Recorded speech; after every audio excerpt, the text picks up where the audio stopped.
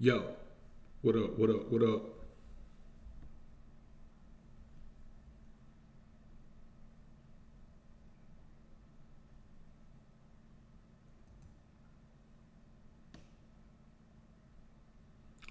What's good? What's good, man? It's your homie, Mr. BoA, back in the building again.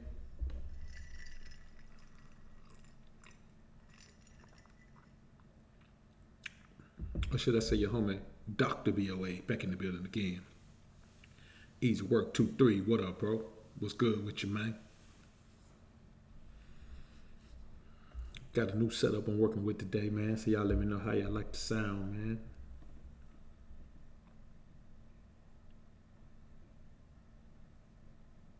Actually, I changed the area I'm in, man. So try to give it more of a concert hall feel, man.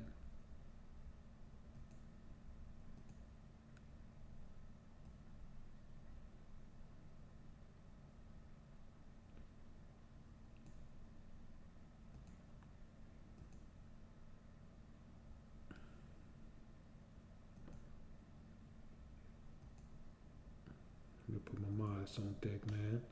Hollywood Hawkins is in the building. What up, Hawk? Good to see you in the building, homie. Forte 7 is in the building. What's good? Good to see you in the joint. Albert Smith, what up, homie? Good to see you in the building with us. My city is on deck. What up, homie?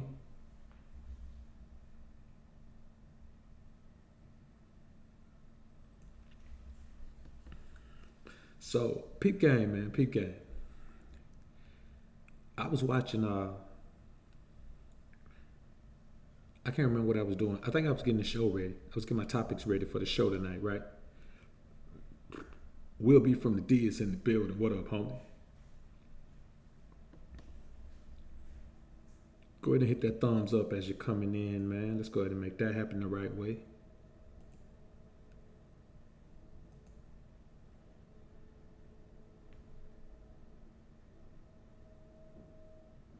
I'm actually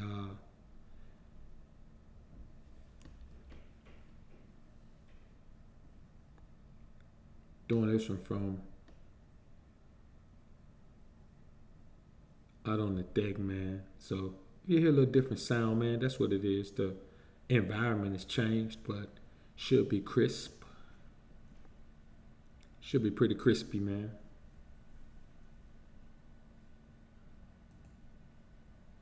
Y'all let me know if you can hear me loud and clear, though, man. Put a one in the chat if you can hear me loud and clear. If everything is copacetic, put a one in the chat for me.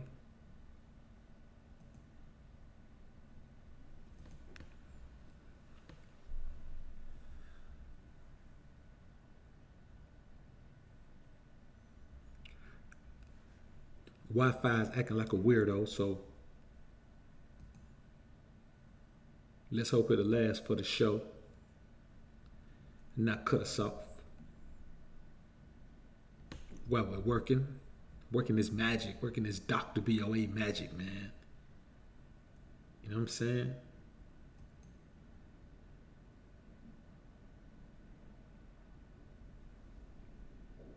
Let's get the people a few minutes to slide up in the joint, man.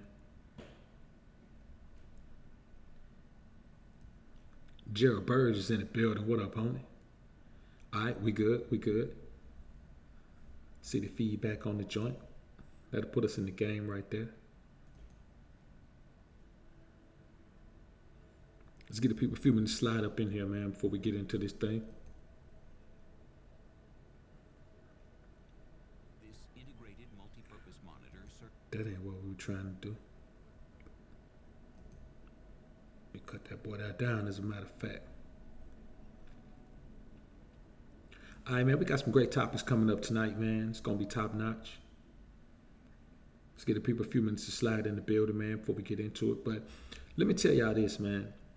I was just thinking today, man, about the difference between the black father, the black sitcom father from Good Times to the Cosby Show, and why we always looked at Bill Cosby's TV dad, Cliff Huxtable, as a more suitable representation of what we want to see representing us on the screen. Elzu Knowledge is in the building. What up, bro?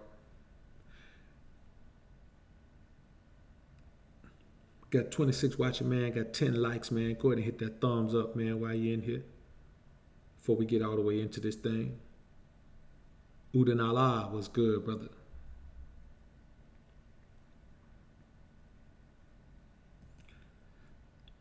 So I look at that, man, and I say, why is it that we seem to be more in tune with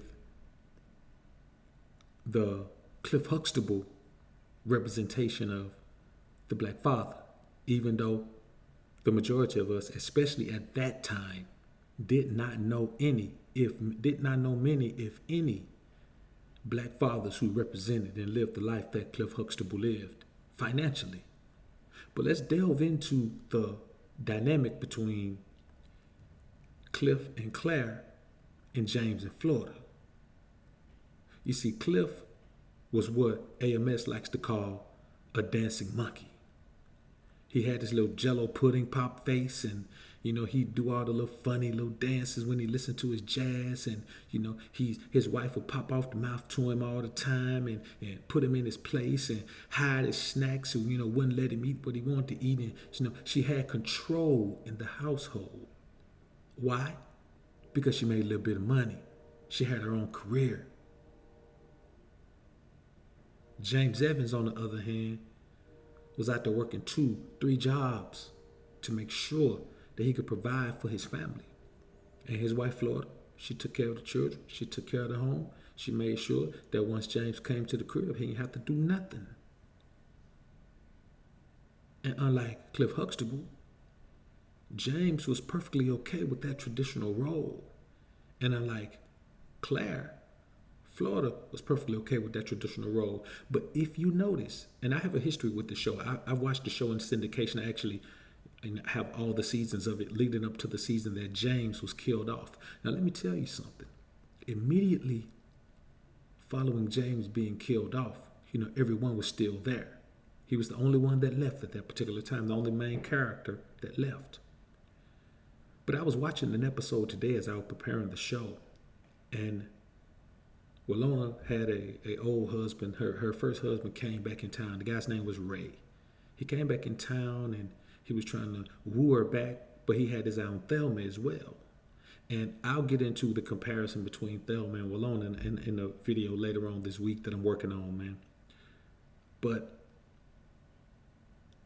Walona started, she was happy. She was talking about getting married and maybe having a child, and she wanted to have a little boy who looked like Ray. But Thelma said, and I quote, well, I ain't gonna sit here and lie and say I quote. I'm gonna freestyle it. But she said, no, you should have a little girl, so I can teach her how to cook and clean and do all those things, and then I can teach her how to be feminist, so she don't have to do those things, so she don't have to waste her life cooking and cleaning. And I said, damn, I saw that episode before, but I never caught that. She said that. So now you see the reason that they killed James off of the show. They wanted to act like there was a rift between him and JJ's character and James Evans Jr., JJ's character. I can't remember his name, Jimmy Walker. And it may have been, but it was probably something that they created as a diversion, as a smokescreen to their true agenda, which led James Evans into becoming Cliff Huxtable. Cliff Huxtable was not a no-nonsense type of guy. Cliff Huxtable did not say his piece and everybody in the house shut up and followed his lead. So in that short period of time, we went from having the strong black father in the household who may have been struggling, but he still got the respect and reverence from his wife and children, to Cliff Huxtable, who was in a 50-50 relationship. And I was just thinking about that, man. That's not what the topic's about today, man, but I was just thinking about that. John Doe, what's good, bro? So let's get into the meat of the matter here. Let's get into the heart of the topic here. King of the Hill, what's good, bro? Let's get into the heart of the topic here. Now, as you can see, man, this is a new show format that, this is the flagship episode of the Fired Up Friday show with Dr. BoA, where I spit nothing but top-notch boss game about a variety of topics that I have thought about or experienced this week. So every Friday moving forward, I will have this show at 9 p.m. Central Standard Time, which will be 10 p.m. on the East Coast and 7 p.m. on the West Coast. And we will talk about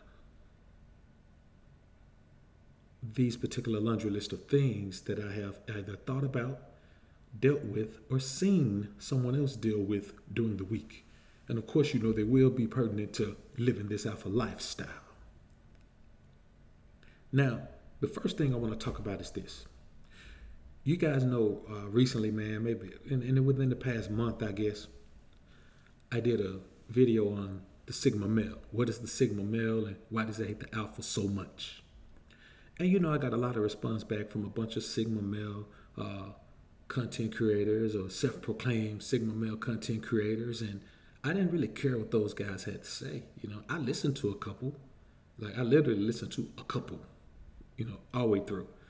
And others, I just, I skimmed them and just to see what they were talking about. Most of them weren't talking about much. There were a couple of guys who actually, had some decent videos. They didn't have many valid points, but they had some decent videos, video quality. But there were two guys whose videos I flagged down. And you may say, wait a minute, Mr. BoA, isn't that beta? How are you going to flag those guys' videos down? Who does that? That's not alpha. Let me explain something to you about business here, about legal rights, about intellectual property, about copyrights. You see, when I create a video, it's automatically mine. It belongs to me. Before I even upload it, it is mine. When I create a song, it is mine before I even upload it.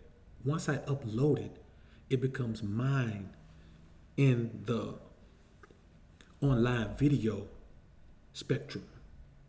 So when I put a video up and you use my video in your content on your channel, you're infringing upon my copyright. The same way, if you put a Jay-Z song on your video, you're not going to be able to monetize that video, and they're going to do a copyright claim. It's going to automatically come through. Now they've gotten so cold with it that before your video is even done uploading, that the strike is already going to come through because you have this thing called the Google Content ID. And I have the Content ID, but I'm waiting for them to add my number into the system so they'll automatically scan people's content when they upload it for me. Now, when you use my video in your video without my permission, hell yeah, I'm going to file a copyright claim. You're using my content without my permission. I work hard to create quality content. I work hard to make sure the audio quality of my content is up to snuff. I work hard to make sure that I either use top-notch thumbnails that sometimes I pay for, or either I create a top-notch background and I create top-notch music and I've got a top-notch intro and I've got a top-notch outro.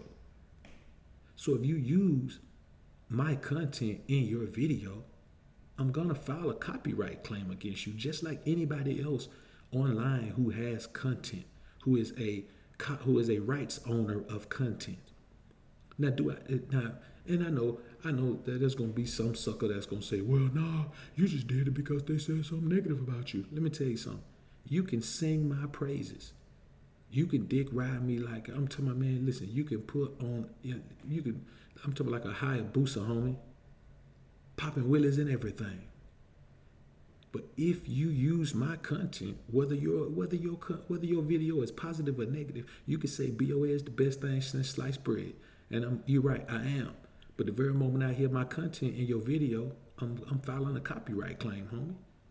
You can't infringe on my copyrights. You know how long I've been making intellectual property? You know how long I've been creating property, homie? You know what I'm saying? Before most of you cats was driving, I was already creating. Listen, man, I was sending legal copyrights into the Library of Congress. When I was 15 years old, I was already sending legal copyrights into the Library of Congress. I got copyrights, registered copyrights with the Library of Congress to go back that far. That's why when you hear my music, when I put my music up, it never gets flagged down. It can't. I own the rights to it. You know what I'm saying? So I just want to cover that right quick, man. You know, I own the rights to it. Of course, somebody comes through because now what these producers do now, man, they double sell tracks. So they'll sell me a track, and then a year later they'll sell somebody else the track, right? And so these people are licensing their music out to other sources because they hard up, you know, they trying to get any little money they can for their content. Me, I prefer to just own the rights to my content, curate my content how I want to. So I get them, I get copyright claims, but you know what I do? When I file my dispute, I include the information directly from my Library of Congress copyright registration. And you know what they do? They drop the claim. They have to, because I own it. Now let's get on into this thing, man. The second thing I want to talk about is this, man.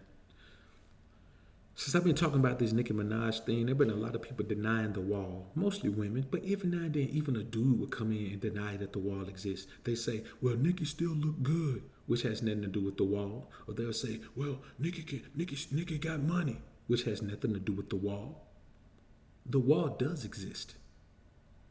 And no, men do not hit the wall.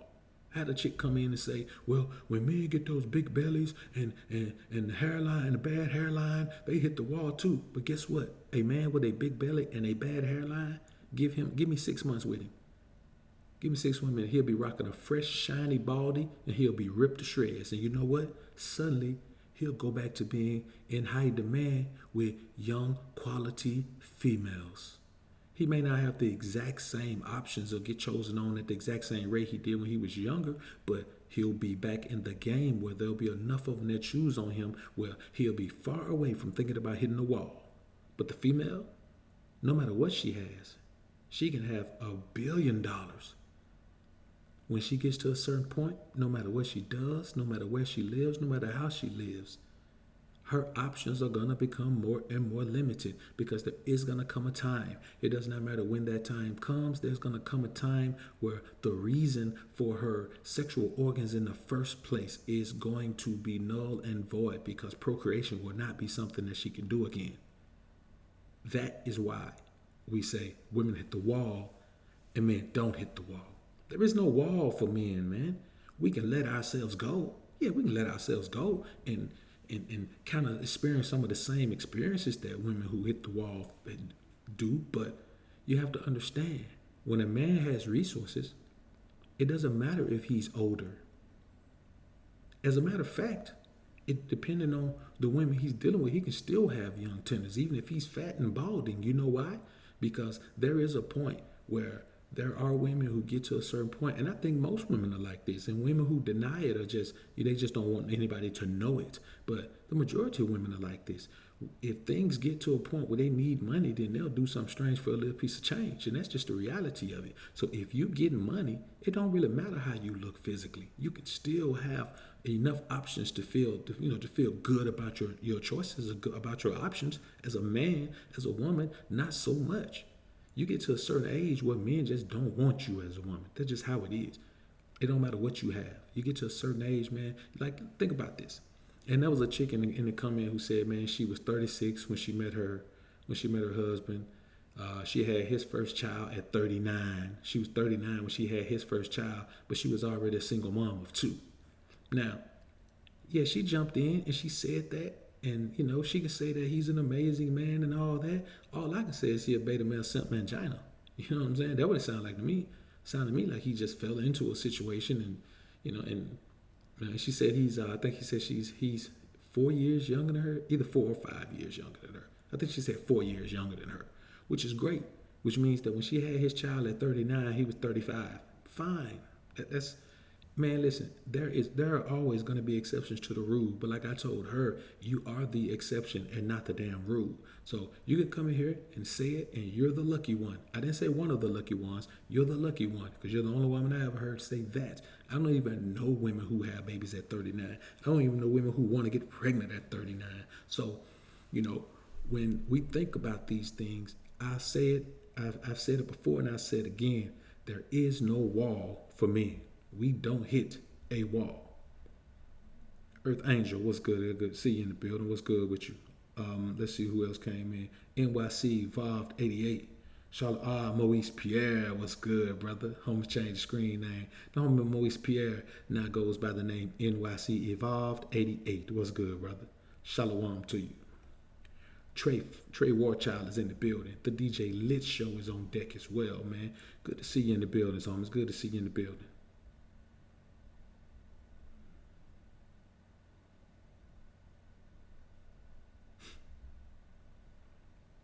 So, let's keep it moving, man. We got a few topics on here. BD Ruckus is in the building. What's good, brother? Question Everything is on deck with us as well. Good to have the people in the building, man. So, DeRay Vicious is in the building. What up, Ray? Good to see you in the building, homie. Now, let's talk about this next thing, man. When I think about the dating game, there's only one thing I can think about it. And the truth of the matter is, I don't date. You know what I'm saying? I don't go out and meet women or do speed dating or do online dating or none of that sucker shit. I don't do none of that. Because for a man, dating is beta as hell, man. Like, it's just beta. There's nothing alpha about dating. You know what I'm saying? Like, the thing about dating is, even if a woman chooses you and you decide to go the dating route, that still means that you have to, you have to prove yourself worthy of her presence. You have to prove yourself worthy of her intimacy. You have to prove yourself worthy of her time. You have to prove yourself worthy of her conversation and other types of communication. And that is beta. Anytime you prove yourself to a woman in any kind of way, it's a beta male simp mangina move. That's just the bottom of it. That's the bottom line. And you hear a lot of cats, man, they come on, man, and they create this content, man, telling you how to win a woman over, how to validate yourself, or they try to sugarcoat the cold approach, man. The cold approach is beta as hell, man. I don't care what nobody say. The cold approach is just beta. That's just the bottom line. You know what I'm saying? There is nothing positive or alpha or even masculine about the cold approach. Yes, of course. This is what the cold approach represents. It represents a man who wants a woman so bad, who sees, and this is the thing that you have to understand. It is not even that it is beta for the sake of being beta. It's beta because it's so shallow and nearsighted. You know what I'm saying? When you approach a woman cold, you're only looking at her physicality. You don't know if she got bad breath. You don't know if she got 5 kids. You don't know if she got on a body girdle. You don't know if she's a dude masquerading as a woman. You don't know any of that.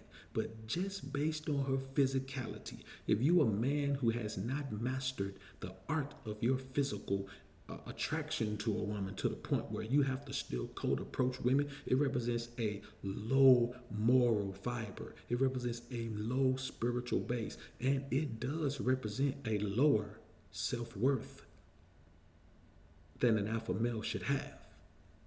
That's what it represents. And what it represents to me is, I just can't believe that you are chosen on. Now see, let me tell you what these guys do. They say they're chosen on, but they still cold approach women. Let me tell you why. I'm not saying they're lying about being chosen on. A lot of them are chosen on. But if you're chosen on by 5s all the time, and you've never been chosen on by a 9.4, because I don't do dimes. Ain't no such thing. If you're never chosen on by a 9.4, of course your ass is going to cold approach 9.4s. But if you're never chosen on by a 9.4, it is simply because one of two things. Either you ain't up to snuff like you think you are, or your ass don't know choosing signs. Either way, it's a big, man, you can be chosen on by 15 4s in one night. It ain't gonna even equate to being chosen on by one 9.4. If you get chosen on by one 9.4 in your life, You ain't gonna never cold approach another woman again.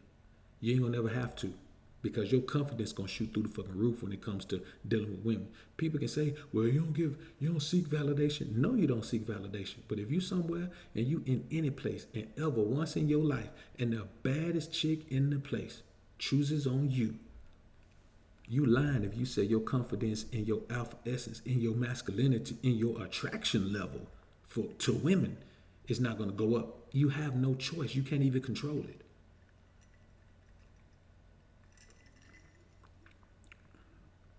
Yoga is in the building. ATL on deck representing. Ken Wood, I appreciate the super chat, bro. What's good, man? I appreciate it.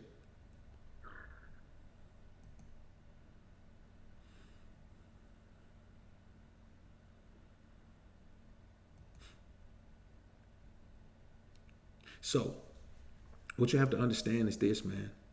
You can believe what you want to believe. You understand? I don't care what anyone believes. I'm just giving you the alpha option. I'm not forcing this on anybody. I'm not trying to convert anybody. I'm just giving you the alpha option. You can do what everybody else does. You can pursue it like everybody else pursues it. You can think like everybody else thinks. But when you're prepared and decide that you want to try the alpha version on for size, you should go back to my very first upload. And matter of fact, you should join Patreon. You know what I'm saying? If you really want to understand how this thing goes, you should just go join Patreon. You know what I'm saying? And just do that. But if you're too cheap to spend $5 on Patreon, then go ahead. Or if you just financially fucked up where you can't afford $5 a month, then you probably need to be on a financial channel. You know what I'm saying? Like literally, you need to be on the financial channel. You best be honest with you. And this ain't even an attack. This ain't even a diss. But if you can't afford $5 a month to have access to quality content that you know for a fact is going to change your life, because my free shit changes your life. If you can't afford that, then you should be on a channel that tells you how to build your finances up, or what you need to do to change your financial fortune, because we're talking about $5 a month. There is something you're doing wrong if you can't afford $5 a month. You're doing a lot of shit wrong, as a matter of fact, if you can't afford $5 a month. And that's the reality of it.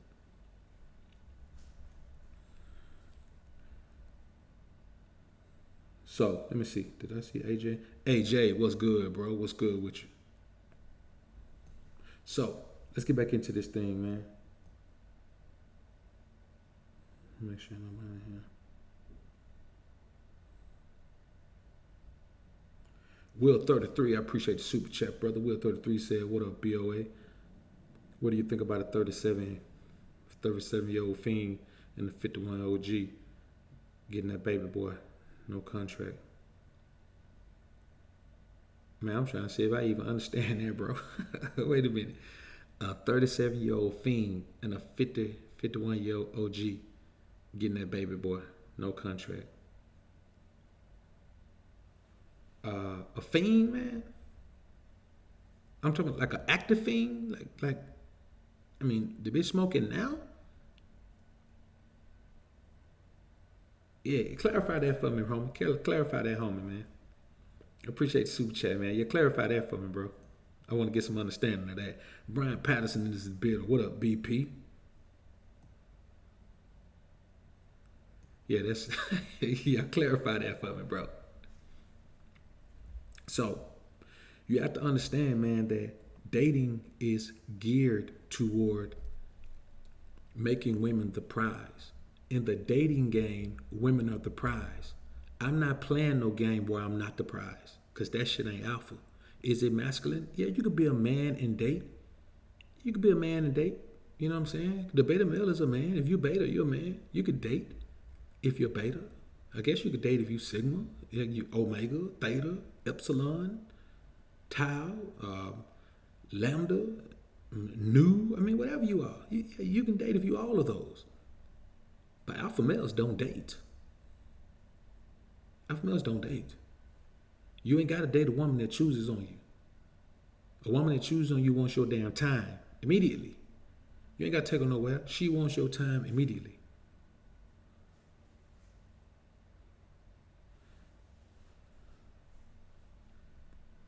And I'm telling you what I know. If she chooses, she wants your time immediately. Now, what you turn that time into as an alpha, even when she wants my time immediately, I know I can knock her down immediately. I know I can knock down the very first time we together, but I don't. I rarely do. Now, sometimes the chemistry just be so off the chain that you just have to. But throughout my history, and even now presently, I do not jump right into the sack with a chick, man, just because she likes me and she chooses on me and she lets me know she wants me. Okay? I know you want me, shawty. Shit, if I was you, I want me too. You know what I'm saying? I tell chicks all the time when they say, man, you're this and you're that and blah, blah, blah. I tell chicks, shawty, I don't like to be gassed up. You know what I'm saying? Because I ain't nothing. I'm just a dude. Anything you feeling from me, this alpha vibe you feeling from me, man, just a gift from the Most High. I ain't doing that. I'm just here to do the work of my Father. You know what I'm saying? So whatever energy he gave me, whatever powers he gave me, over the female persuasion, man, it's a gift from the Most High. You know what I'm saying? I didn't learn this. Nobody taught me this. It was just in me. So all praises to the Most High for this, man. It ain't me. I ain't did a thing. So I do say, man, dating is beta, man. Like, let's talk about the process of dating. Okay, you meet a woman, you see her, you go over, you introduce yourself to her. The first thing you got to do when you cold approach a woman, you got to fucking entertain her, man.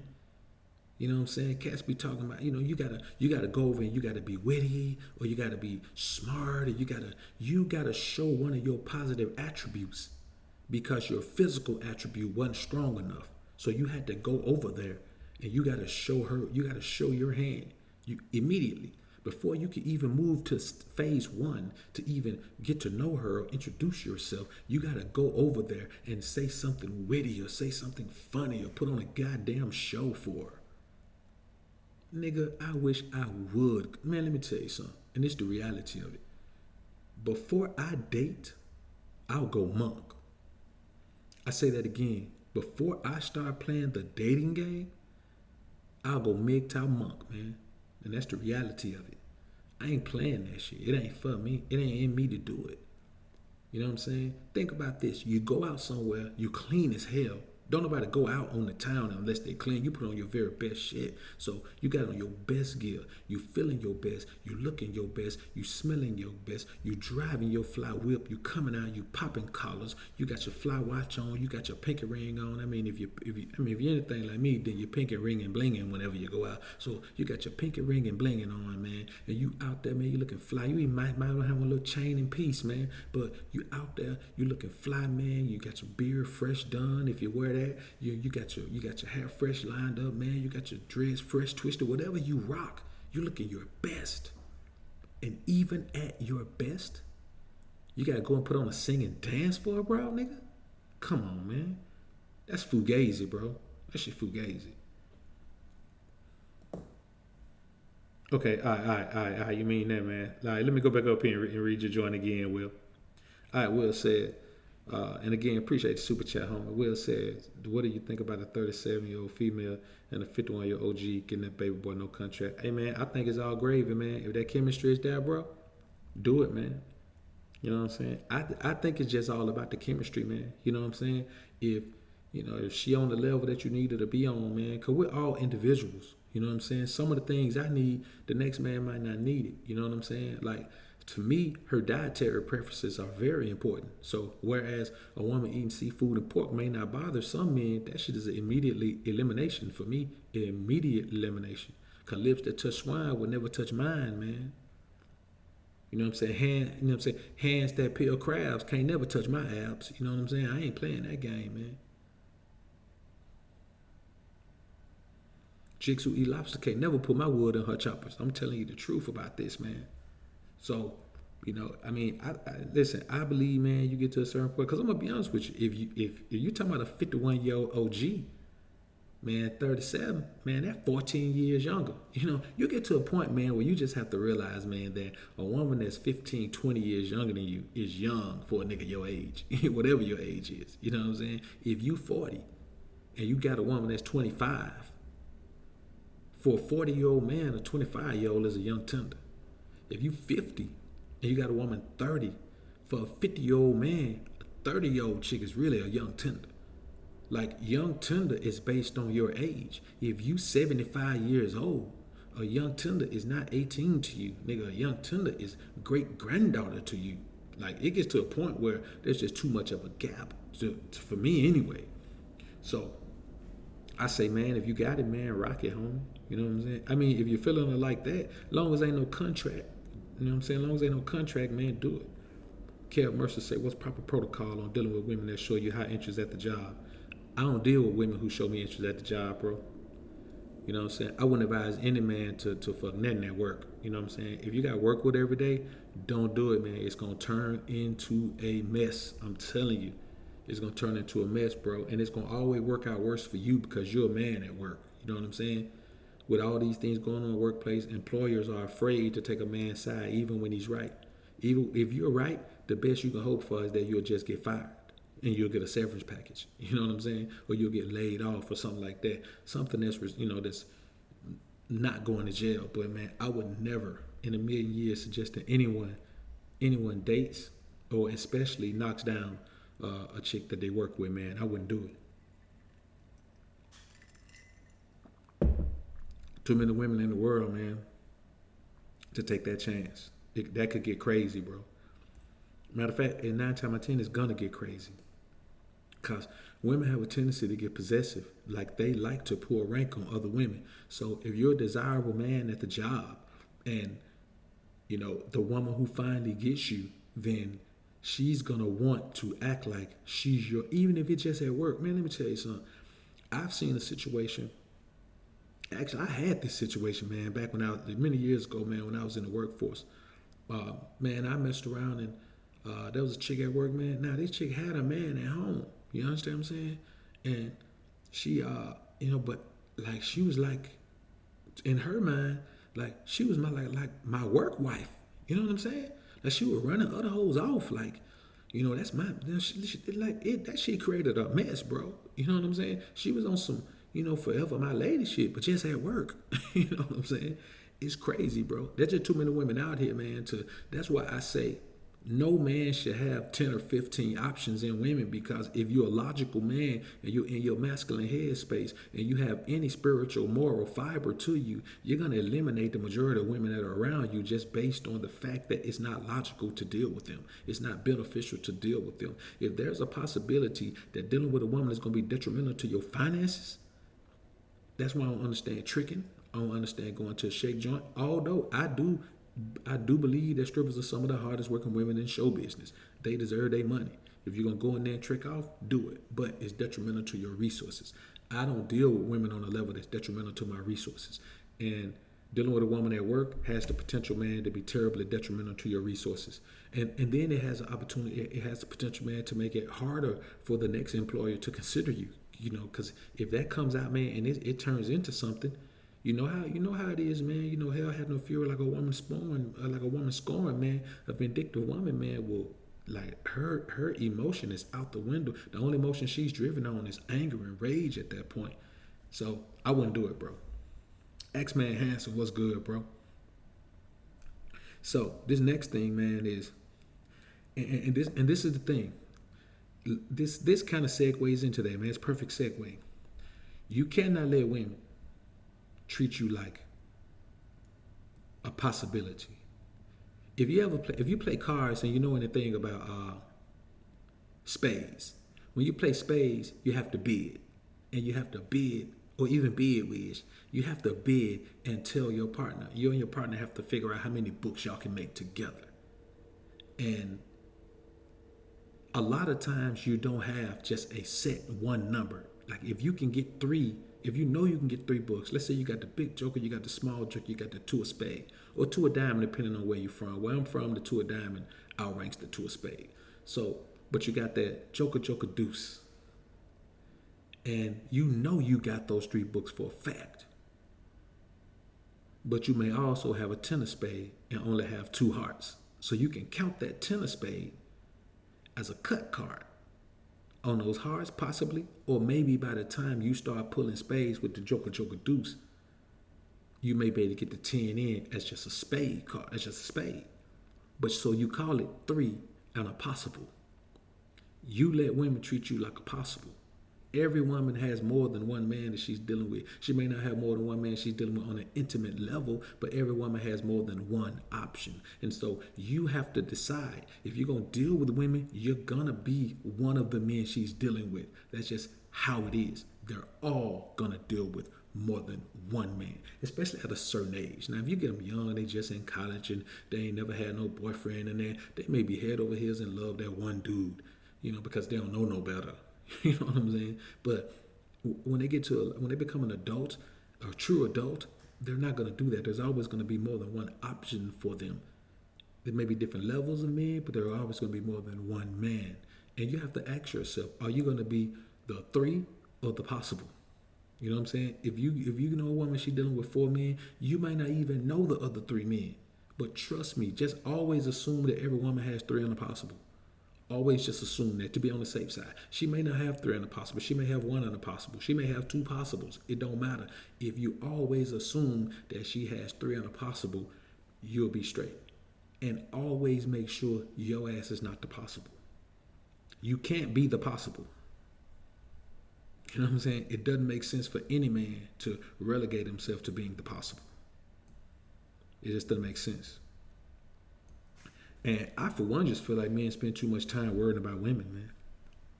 Men spend way too much time worrying about women. Like, when you think about, especially black men, when you think about the majority of black content creators on this platform, talk about women more than they talk about anything else. They're either talking about how bad women are, they're either talking about how good women are, they're either talking about being intimate with women, they're either talking about being friends with women, they're either talking about how women are responsible for this, or they're talking about how women are not responsible for this. They're either talking about how women are weak, or they're talking about how women are strong. They're either talking about how women are fine, they're either talking about how women are unattractive. They're either talking about how women are nice, or they're talking about how women are mean and nasty. They're always talking about women. And the few that don't blow the hell up on the platform. Marquise Brownlee, one of the biggest YouTubers on the platform, does tech. All the fitness guys, Cali Muscle, Pump Tracers, Once Upon a Time, Brandon Carter, CT, Mike Rashid. You look at all of these guys that are doing something different than talking about women. And then you look at the guys who talk about women, and there's only really one man who talks about women all the time that's making any real noise. There's only one man in the black manosphere who is making any noise talking about women all the time, and that's AMS. No one else is making that type of noise talking about anybody else on this platform that's black who's making noise, talking about who's making that type of noise, isn't talking about women all the time. So you have to ask yourself, why is it that we as black men have so much time, so much energy to dedicate to women? How is that? There are all different aspects of life, but the most important thing on the majority of black men's mind is black women. And I, for one,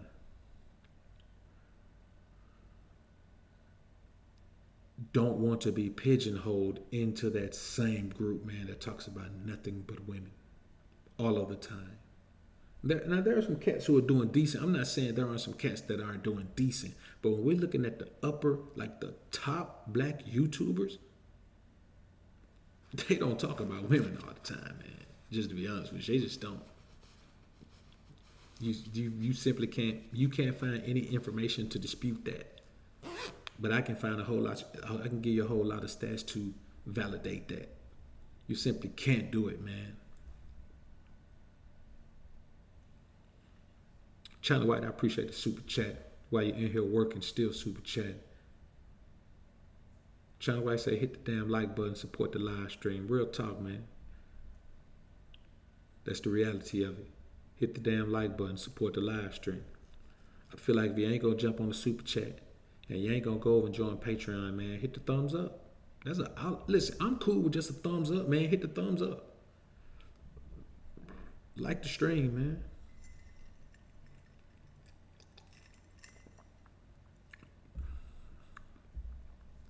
I'm doing this, man, to share my knowledge with the world. So I say, man, that when you think about it, like Kev Mercer has a great point. Black men talk about women more than they talk about the Most High. They throw the Most High in as an afterthought. How many black men on this platform are actively talking about the? You know what? Damn that. I'm gonna be the one. I'm gonna be the one. Put a 1 in the chat, man, if you want me to talk about the Most High on another channel. Put a 2 in the chat, you want me to talk about the Most High on this channel. Put a 1 in the chat if you want me to talk about the Most High on another channel. Put a 2 in the chat if you want me to talk about him on this channel, on Book of Alpha Running Me. If you want Dr. BoA to talk about the Most High.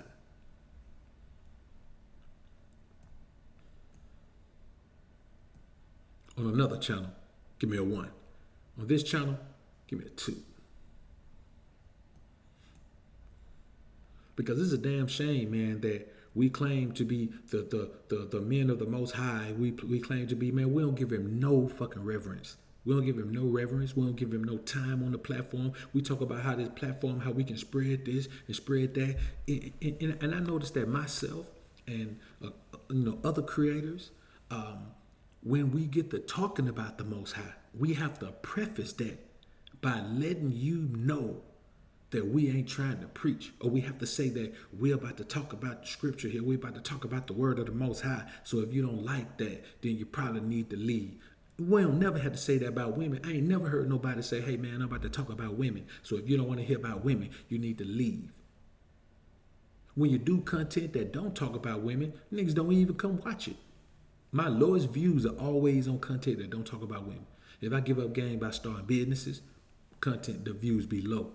If I give up game about health, content be low. If I give up anything, man, I give up game by anything, the views be low. You know what I'm saying? And when I think about it, man, I just say, you had to ask yourself, man, that, just say, why? Why is that? Who are we? Who have we become? Jonathan Cordever, what's good, brother?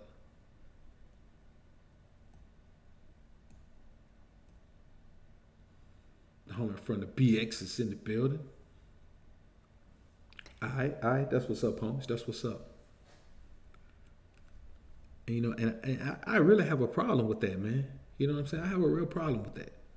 I think it's a travesty that we don't get the Most High any love. We don't get the Most High any of our time. We don't give him any of our dedication. We too worried about giving people what they want instead of giving people what they need. And most of the brothers on here ain't even trying to monetize. Like, they monetize, but they ain't really trying to, do content creation for real. It's everybody wants to, everybody would like to, but nobody really striving to that end. So I don't even understand what's the problem. If you're not striving to be to that end, then why not create it? You know what I'm saying? I just don't even understand, man, how I can't talk about women every day, all day. I need motivation to talk about women every day, man. You know what I'm saying? So if something goes on in society and I can relate it to, alpha energy and alpha essence and alpha versus beta and how to live your life and what a man shouldn't do and should do, good, I'll do that. But for the most part, it's the patrons, my patrons, man, give me a lot of content. Really the majority of the content, I won't say the majority, but about 50% of my content is based on questions. You know what I'm saying? It's based on questions from supporters, man, either Patreon supporters or PayPal donators, man, who want to ask a question. You know what I'm saying? Patrons get questions every month, but PayPal donations will as well. And so what I do from now on, man, if you make a PayPal donation of $10 or more, then you can leave a question and I answer it. I answer it on in either in a stream or in a video. But it's got to be a pertinent question, man. I ain't gonna answer no question, man, about what I think about the constellations and shit. You can't ask me nothing about the constellations and and what do I think about the Big Dipper or no shit like that. I ain't answering that now.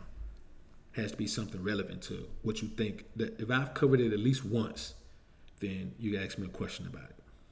So let's get back into this thing, man. So you can never let a woman treat you like the possibility. Every woman's got four. She got three in the possible. You can't be the possible. You got to be one of the three, which doesn't even sound good in itself. Another thing that leads that segues into is men think it's positive for a woman to be able to call you, and every time she call you, you go give her sex because she wants it. You feel good to be her option whenever she wants intimacy.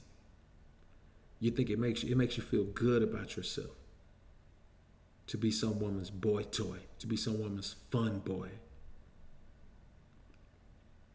to be some woman's stress relief fun boy. That shit is not a positive position. It is not a position of power to be on call for someone else. You work for her, and your job is her pleasure. And I know cats, man, done jumped out of bed at 2 o'clock in the morning. I had a homie, man, he's jumping. A chick called him, man. He'd jump out of bed at 3 o'clock in the morning, man. He'd be laying in bed. He was married, man. He'd be laying in bed with his wife, man. Get up at 3 o'clock in the morning, and just and dip out. You know what I'm saying? Of course, man. He was, he had a reason to dip out, but he just get up at 3 o'clock in the morning, man, and go do that, man. And he used to always hit me up, man. And I realized, man, that I was losing respect for him. You know what I'm saying? Because when you're on call like that, you're weak. And that woman is empowered, and she knows she's empowered. So she deals with you from a position of power. Let me tell you something. I can guarantee you this. Anytime a woman is bold enough to call you every time she wants to get it in, I can promise you when you fall through, she is not going to be submitting to you sexually. She's not. I mean, she may be freaky, and you may take that as her submitting to you. But I promise you, when you really sit down and look at the sexual interaction, you're going to realize that she's not submitting to you. She's probably more than 50% in control of the interaction. That in itself also makes you a beta male simp mangina. That's just not real. SJ3 is in the building. What up, homie? And that's the reality of it, man. We're not making this up. We're not playing a game in here, man. We're talking about the reality of life. This is the truth of life we're talking about. So being her on call, stress relief fun boy is not a positive, masculine position to be in. It's simply not. And let me tell you something. I'm not telling you to be afraid to approach a woman. I'm not telling you to have a fear of a woman not responding positively to your advances. I am telling you before you even get to the point of thinking about the result of the cold approach, think about the cold approach as an act. You see, let me tell you what the problem is with the majority of men. They don't view every single act that they do and break it down to see if it's something they should do. They don't, from the time something becomes a thought in your brain as a possible decision, you have to break it down at that point. So I never get to the point of thinking about what the result is, because to be perfectly honest with you, if I cold approach a woman, I guarantee you, man, if I cold approach a woman, and I've done it when I was younger, man. Yeah, I've done it when I was younger. Man, once. I ain't gonna lie, I did it once. You know what I'm saying? I did it once. I mean, but I literally have never had to cold approach a woman. I've never gone so long without a woman choosing on me that I felt like, I felt some kind of way and felt like I should cold approach a woman. And I've never, and I've seen some beautiful women in my day, homie. Some beautiful women. You know what I'm saying? I don't see as many beautiful women now where I live now, because it's just the deeper you go in the South, man, the smaller the pool of actually quality, attractive women gets. That pool just gets small, man. You have to start settling. Especially the greatest aspect of settling that men have in the Deep South, man, is physically. They end up settling physically. So Even that for me wouldn't be a big deal because I'm a trainer. You know what I'm saying? You show me a chick, man, that need to lose about 50 pounds, man. Give me 6 months, she gonna be raw. She gonna be throw. Not even 6 months. I'm saying 6 months because I mean it just is a short period of time. But man, probably 90 days. Give me 90. If she jump right on the band, if she jump right in, which she will, of course, with me. But when she jump right in, 90 days later, man, bam, she gonna be raw. You know what I'm saying? So, but I don't have time for that. You know what I'm saying? I don't have time. So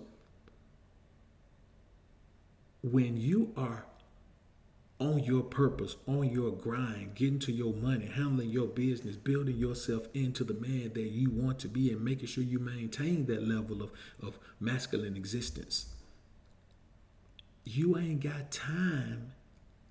Like, I don't have time to be cold approaching women, man. When I'm not at the crib, I'm out on my grind trying to get something, trying to get somewhere. And then when I jump clean as possible, when I pull out all the stops and jump clean, I feel, man, I'm too cocky at that point.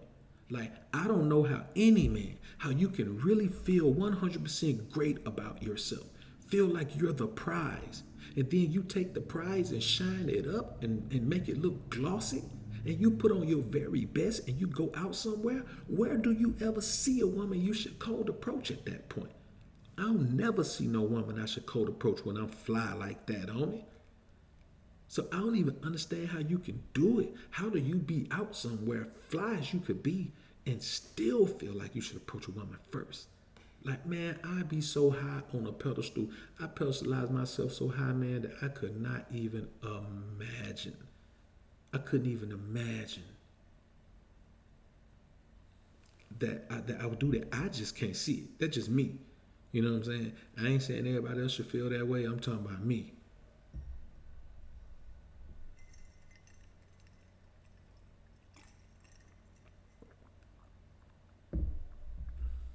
And that's the reality of it, man.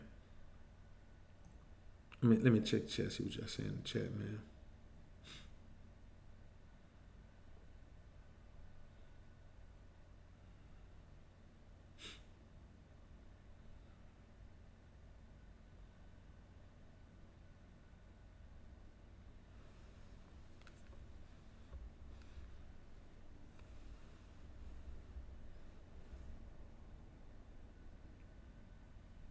So, let's get on back into this thing, man.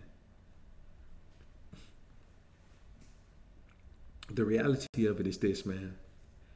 As men, we have to understand that all that the prize talk, man, these boys just talking. They don't feel like they're the prize. Because if you really feel like you the prize, man, you just don't ever get to the point where you feel like just approaching a woman out of the blue. That ain't even prize shit, man. That's pursuing the prize activity. When you're pursuing if you can tell yourself you're the prize, but if women ain't choosing on you, your ass ain't no prize. Now, when it comes to that aspect of living, when it comes to interacting with women, of course, you can be the prize. I'm not saying that women have to validate you as the prize, but what I am saying is if you say you're the prize and you're not being chosen on, then obviously you're not the prize to those women or whatever. I don't know, man. I'm not talking about that shit no more, man. Let's move on to the next thing, man. Now, let's talk about this, man.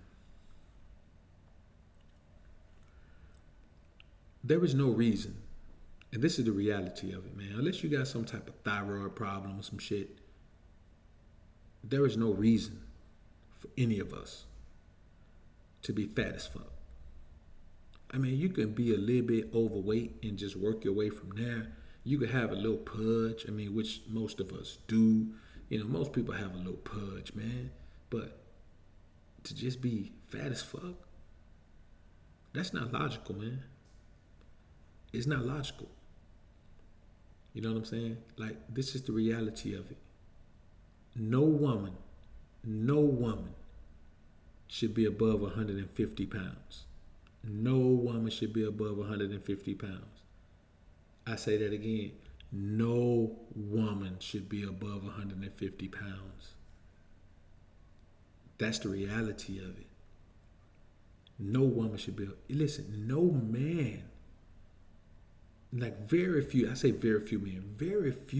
should be above 200 pounds.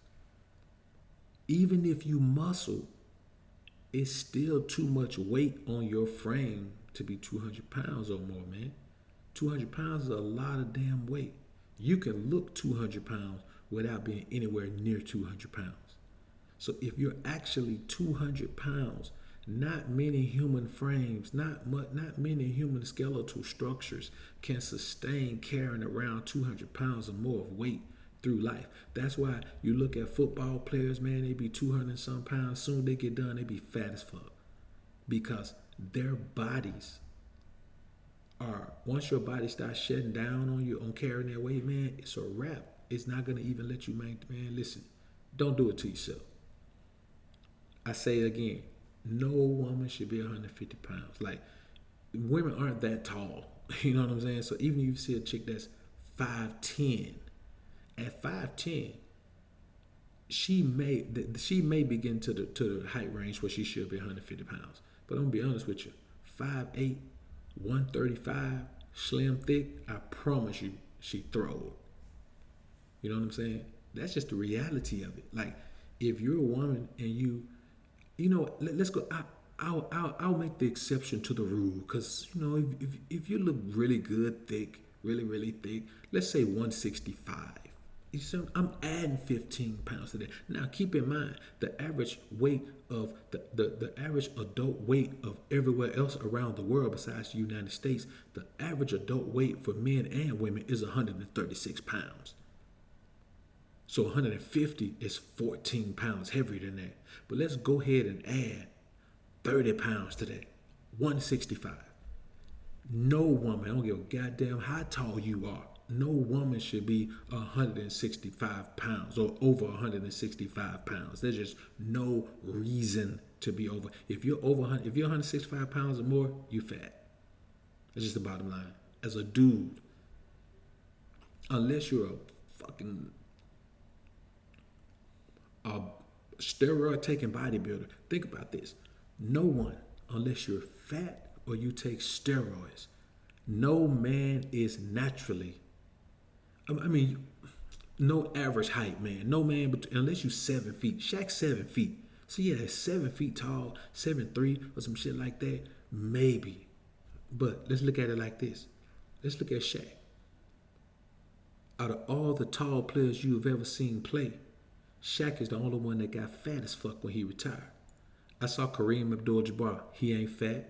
I saw Akeem Olajuwon, he ain't fat. When Wilt Chamberlain, when he retired, he wasn't fat. David Robinson ain't fat. I'm thinking about all the 7-footers that have played the game that retired way before Shaq and never got fat. Shaq was too heavy when he was playing. Like, we should all be ripped. Literally, we should all be ripped. If you're not ripped, you got too much fat on your body. And that's the reality of it, man. Hey, look, I'm just telling the truth, man. We're not meant to have so much excess fat on our body that you can't see our muscular structure. You know, you can't see your musculature, then you got too much body fat on your body. And that's the truth of the matter.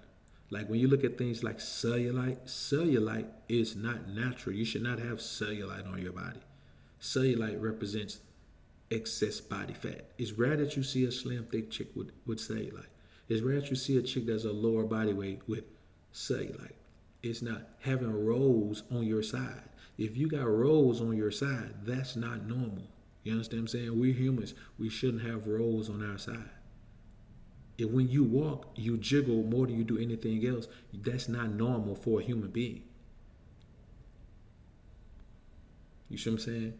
Like, if you don't remember the last time you saw even one ab, then you need to understand that you're not in a healthy state. So I use the term fat, but let's talk about the health ramifications of it. Almost every terrible disease known to man, especially black folks, can be attributed to having excess body fat on your midsection. Almost all of them can be contributed to that. That's a strong determining factor in whether you're at high risk for those diseases. And we, especially us, as God's chosen people, we can't have the same dietary We have different dietary restrictions from everyone else.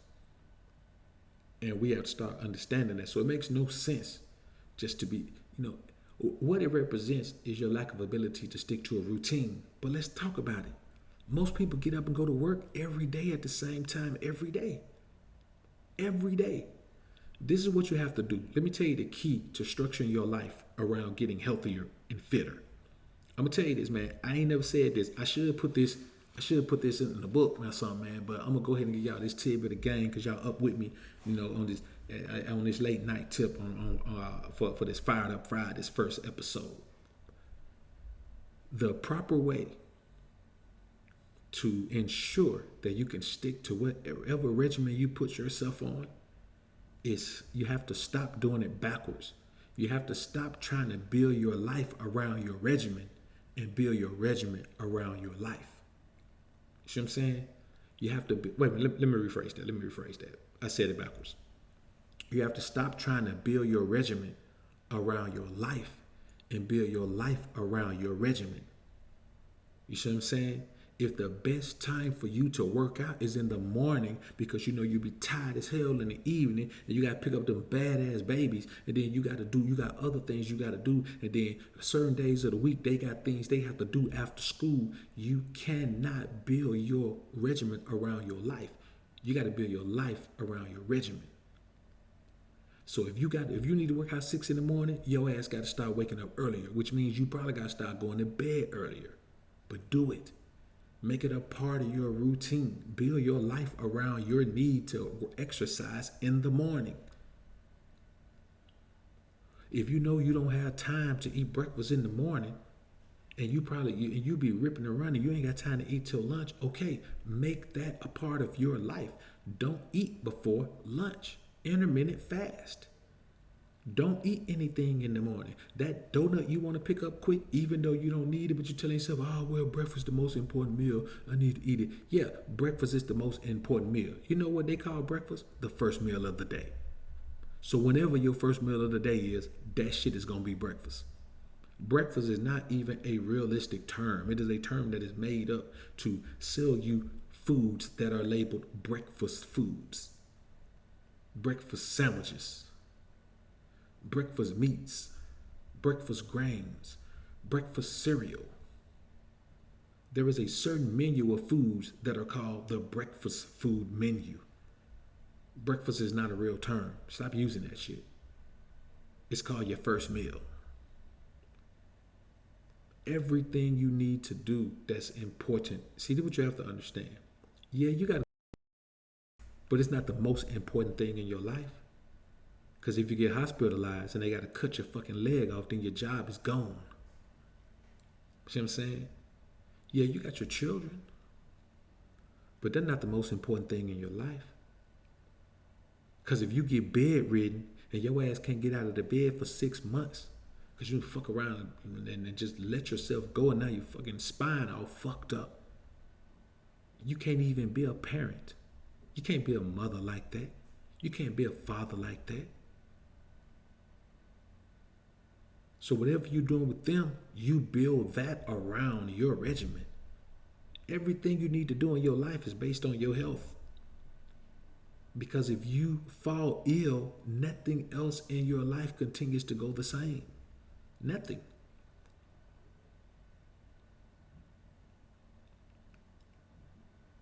So the bottom line is, man, we must.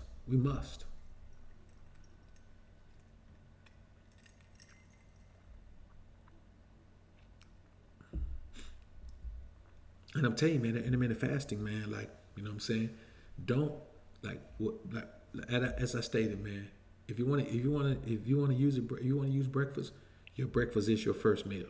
It don't matter what time of day it is. Your first meal at 3:00, guess what? You have breakfast at 3:00. It's not based on the time of day. As the homie just stated, as the homie Axman Hansen just stated, breakfast is break and fast put together into one word. It means break your fast.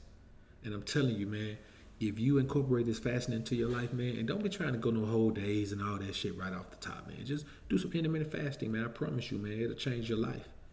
Ishi, what's good? I see you in here. I appreciate it. Nah, Alexander's in the building. What's good, bro?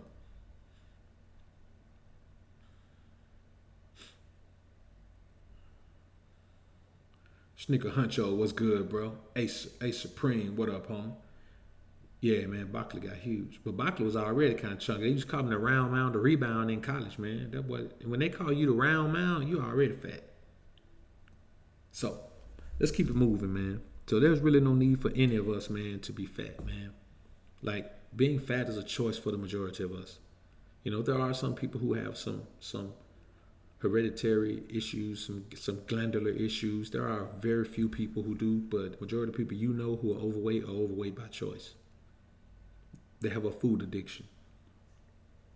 Now, another thing. Let me tell you a problem I have, man.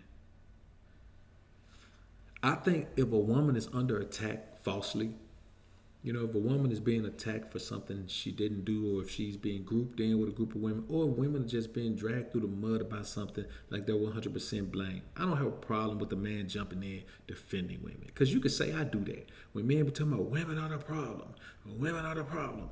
Yeah, true enough. Women are 50% of the problem. But guess who's the other 50%? Exactly. So what I am saying is this.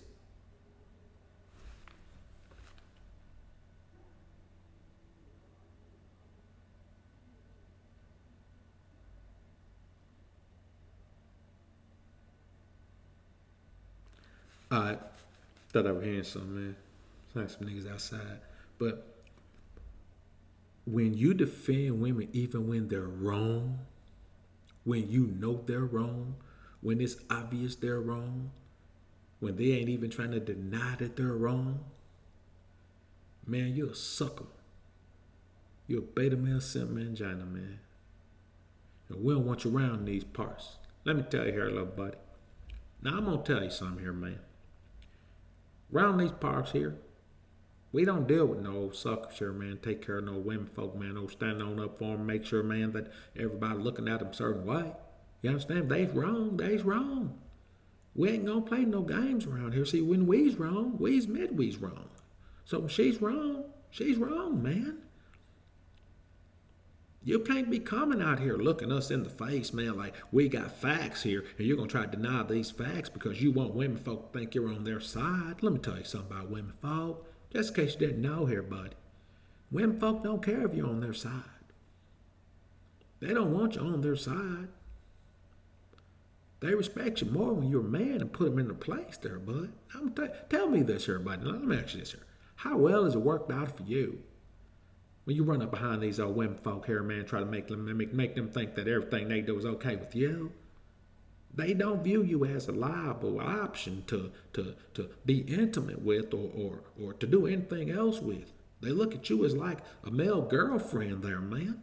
That's what you want.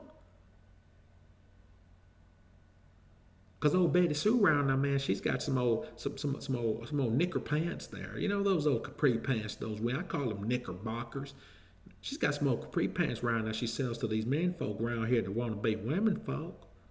You can go get yourself some. I think she's got all sizes, man, even for a chunky boy like you, man.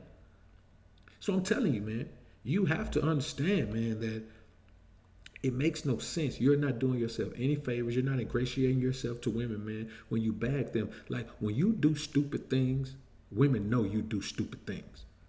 You're not doing anything stupid, and women are thinking that you're doing something smart. Trust me. Trust me. If you're being a sucker, she knows you're being a sucker.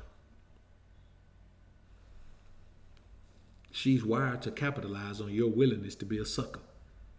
So it ain't gonna do you no good, homie. And that's the reality of it. Well, I had to do white. We're talking about a white night. Can't do a black night when I'm talking about this here, fellas. So, another thing is this, man. Men have to stop letting women make you feel important for doing their bidding. Like, I know cats who feel important when they get an opportunity to do something that a woman needs. Like, they need to be needed by a woman so much that it don't even matter how she need him. They turn into do boys They're the type of beta male simp mangina that likes to be called friend. But when a woman call me her friend, man, I get pissed. I'm like, Shaw, I ain't your friend. I don't want to be your friend at all. Friendship ain't even an offer that stands for you with me, Shawty. I'm not gonna be your friend. I tell women all the time, man, men and women can't be friends, can't be platonic friends. Like if you're an attractive woman, no man can be, the only men who can be platonic friends with an attractive woman are men who overlook the fact that it's bullshit. They have to have an ulterior motive. Like the majority of men who I say, man, who I hear say that's positive, they view the female friend as an opportunity to get more women. You understand what I'm saying? See, that's the problem, man. Like, these niggas don't think about nothing but getting women, man. I'm like, damn, bro. Like, when do you get to the point where you've had enough women to where they don't control your thoughts? They're not the most valuable side piece. They're not the most valuable pastime. They're not your favorite pastime anymore. Like, how many times can you just bust a nut before you feel like, you know what? Maybe I should stop giving this so much of my time. You know what I'm saying?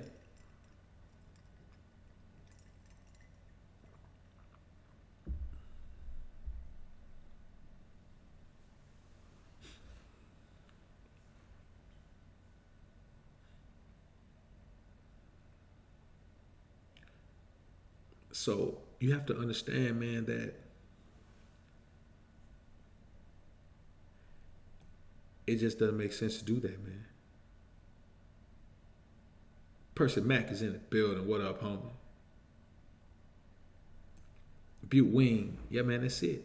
I mean, you either got to be a Swisher Sweet, man. And I'm talking, you know, of course, I'm talking about dudes that aren't gay. You know what I'm saying? Of course, the gay dudes. But I mean, like, the only, you know, straight dudes who want to be friends with chicks, man, are dudes who look at them for, you know, just the value of you know, either getting information from them about chicks, or which I think, man, if you need to get information about chicks from chicks, like, for real, if you need to get information about women from women, man, you're a sad case, bro. You're a sad case. So, you know, the only logical reason I can see to even try to pursue a friendship with a woman, be friends with a woman, man, is, you know, not pursue it, but be friends with a woman, man, is if she's got a lot of bad friends, man. You just caught up in trying to, you know, add to your list of bad chicks. Like, how many bad chicks does it take for you to feel like you got enough? You'd have had enough. You know what I'm saying? Where you feel like the ones that come moving forward are gonna have to choose. You know what I'm saying? Like, what's the number? 100? Like, after you hit 100 bad chicks over your life, man. Like, I'm not talking about not even if that's not your total amount of chicks, your overall total, but 100 bad chicks. Is that not enough for you to say, okay, you know, if one come my way and just fall into my lap, I'm gonna go ahead and knock her down, but it ain't something I'm finna pursue. Like, dudes wear sex with women as a badge of honor, bro. The Most High did not intend for us to use sex as a recreational tactic. It is meant for procreation. It is a gift from the Most High for you to be able to continue your lineage, for you to be able to leave your legacy, for you to be able to leave someone behind to take control of everything that you have and leave it for your grandchildren and your great-grandchildren. That is what sex is intended for. And if you use it for anything else, then you are not a strong-willed man. You are not a spiritually sound man. You are not a masculine man. You see, the thing is, men want to tell themselves that having sex with a bunch of women makes you masculine. In all actuality, it makes you feminine. You're behaving like a woman in heat. But even the woman who is in heat is only in heat during ovulation. You niggas are in heat every day of your life. How can you be an ovulating woman as a man? You are a man, you are an ovulating woman masquerading as a man, or you are a man masquerading as an ovulating woman, depending on what it is. But she only ovulates for certain times throughout the month. You spend 365 days a year in full ovulation mode, man. You are feminine if you are around here acting as if you cannot resist any type of temptation to interact physically with women. It is a weak position to be in. And you have to validate yourself by continuing to do it over and over and over and over again because it's so weak, it does not validate your masculinity. That's why you have to continue to do it over and over. Build your body. Take your body, literally, take 4 months. Take January, February, because December gone. Take January, February, March, and April. The first 4 months of the year. No matter, unless you just morbidly obese where you like need to be on my 600-pound life, in 4 months you should be able to get your body. You should be able to have a pleasing physique, no matter where you start, unless you're just really extreme. Take those 4 months and get your body tight. I guarantee you that you ain't gonna have to do that no more. Once you get your body tight and you look masculine. See, you can put a beard on your face, but if your body is fat, you got a feminine body.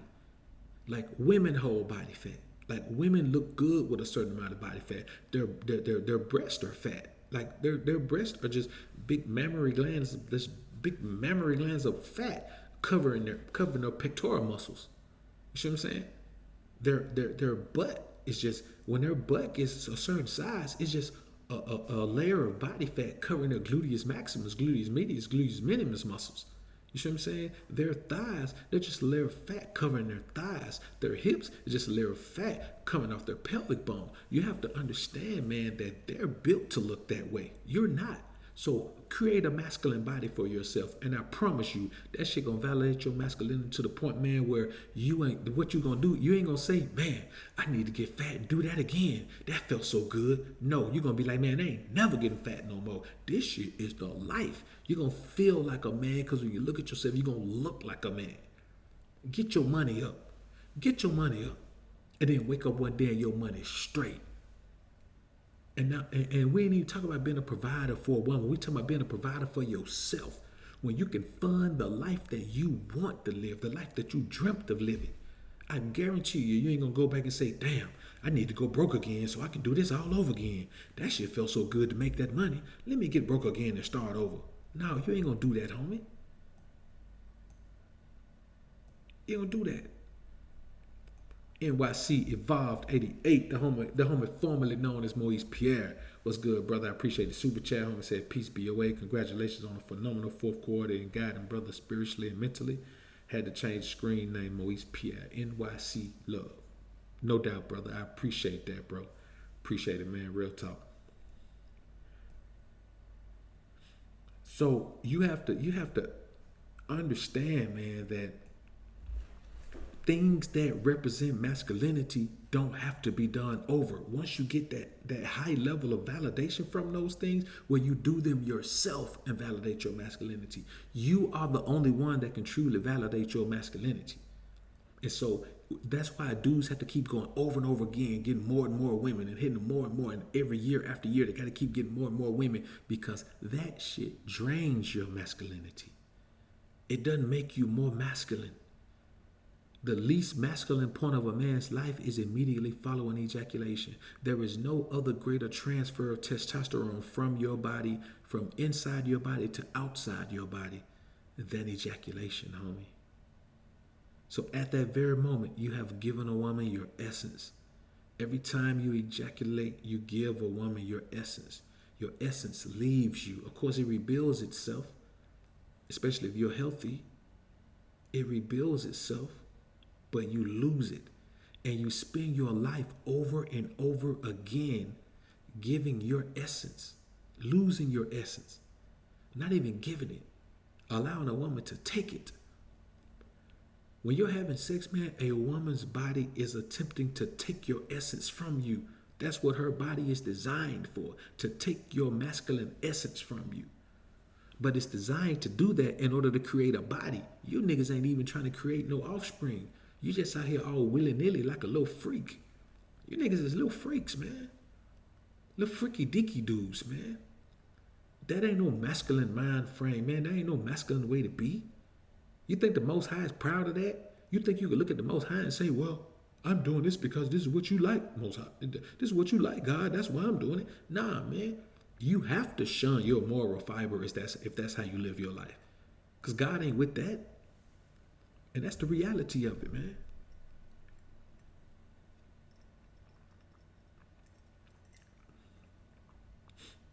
So it's just a mindset that we have to be in, man. We have to understand, man, that we as black men are more important than our dicks. You understand what I'm saying? We are more important than our dicks, man. We're the only fools on earth, man, who feel like the best thing we have going for ourselves is our dick. That's how come we ain't getting in no position to take over nothing financially. That's how come we ain't getting in no position to reclaim our spiritual level with the Most High, where He could just give us the blessings that He said He would.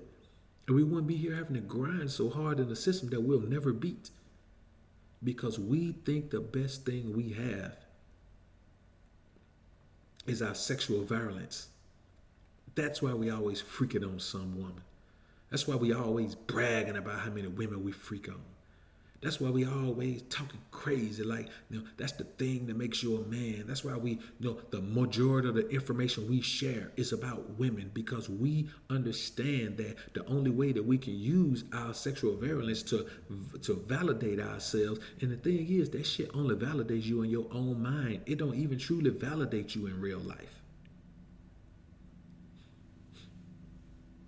And then we sit around, man, and we look. And then the crazy thing is, these same dudes had the audacity to look down their nose at women, man, and talk crazy about how freaky women are.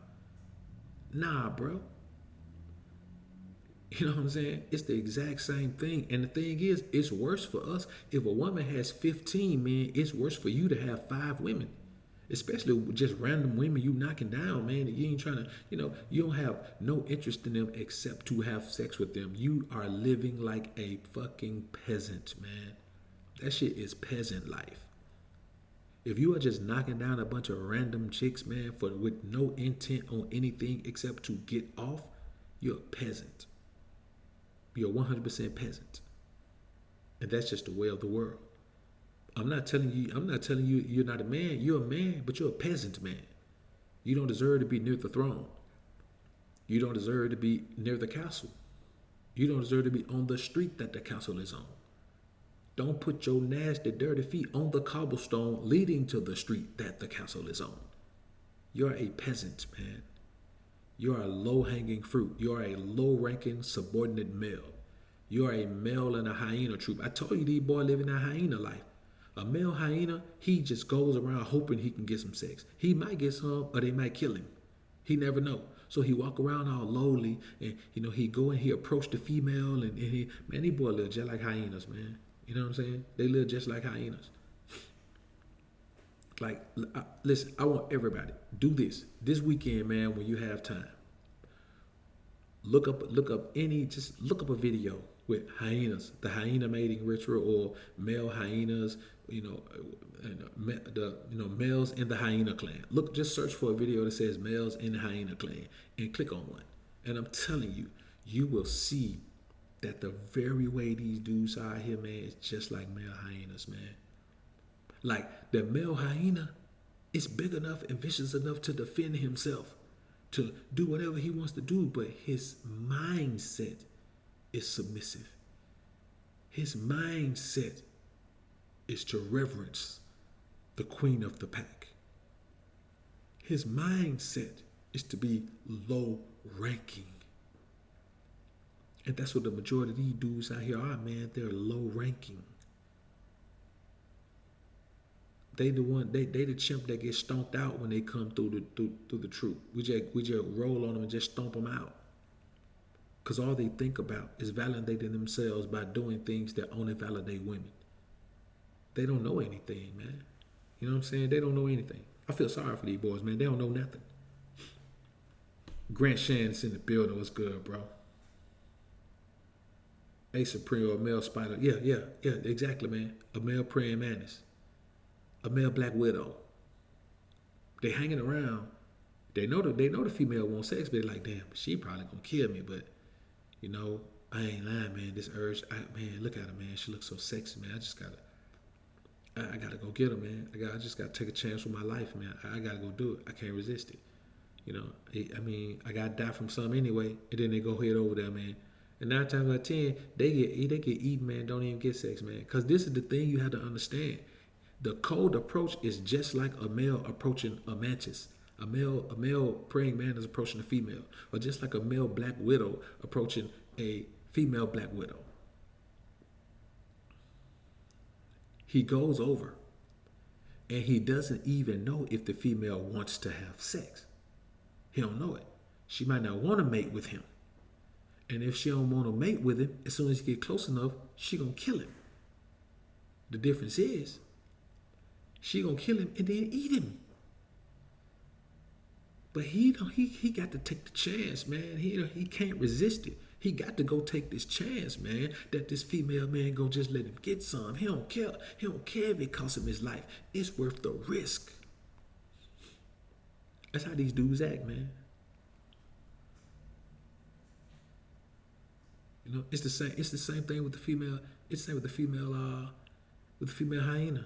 The male hyena come in, they might tab limb from limb. Boy, I done seen some male hyenas, man, I done seen some male hyenas get mauled until they just had to go, they had to limp off. And then just, man, their ear was bit off, man. They had a leg that was damn near bit off. They had another paw that was broken. And then they just limped off, man. And the crazy thing is, he was so weak, only one female did it to him, man. Like, the queen of the pack just ate him up. He wouldn't even fight back. He was just sitting there yelling, man. Wouldn't even fight back, man.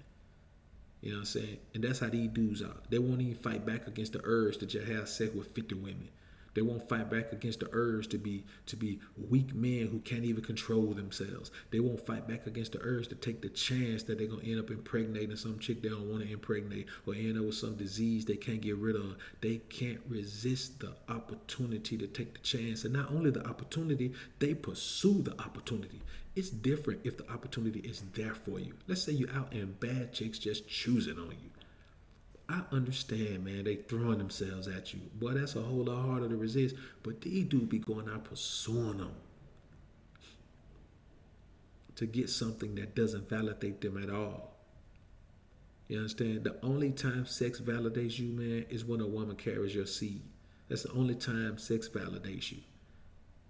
All this jumping around. And then the crazy thing is, man, they go in there and they don't even get served by the woman. They go in there and then they put their very best effort to put on a good showing for the woman. You know, and why? Why do they want to put on a good showing for the woman? Not because they care so much about if she enjoys herself. They do it because they believe if she enjoys herself, she's going to get them another opportunity to give their strength away again. Do not give your strength to women, O Lemuel. It's Proverbs 31, huh?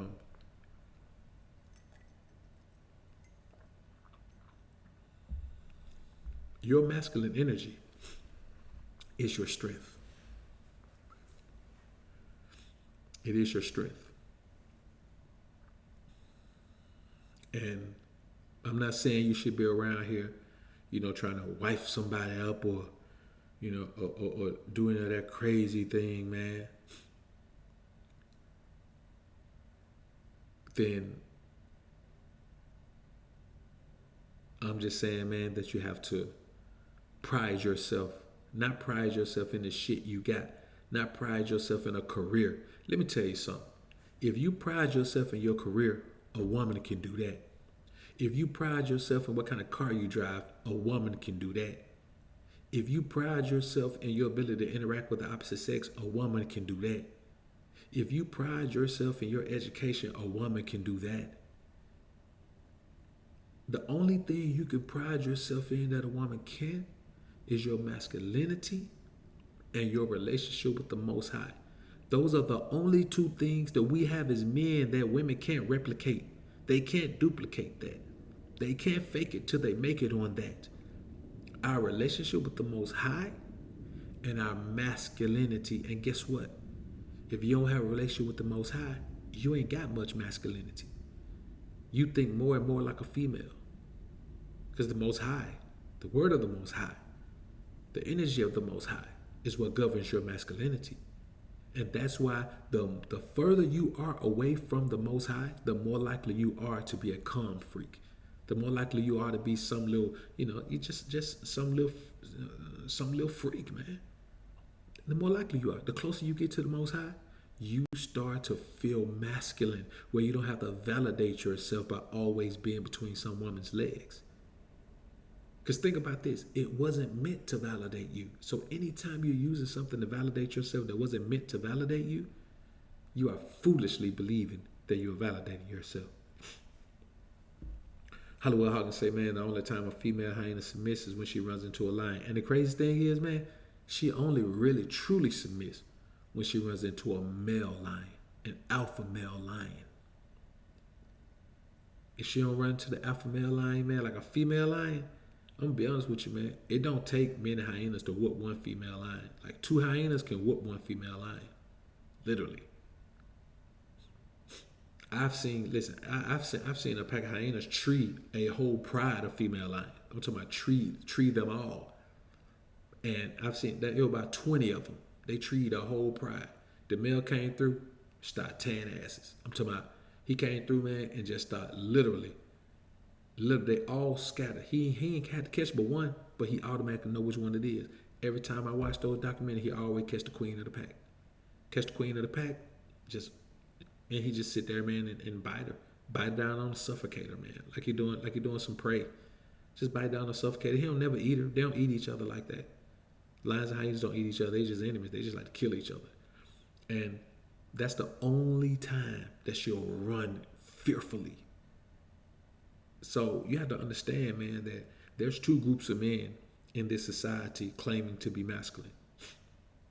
There are men who need, seek, and secure the validation of women and validation from women. And then there are men who are in tune with the Most High and in tune with the true essence of masculinity. And they understand that the more you interact with the female, the more you interact. Technically speaking, we're not even supposed to interact with females but 2 weeks out of the month. They're unclean for 2 weeks. When they come on their cycle, they're unclean for 2 weeks.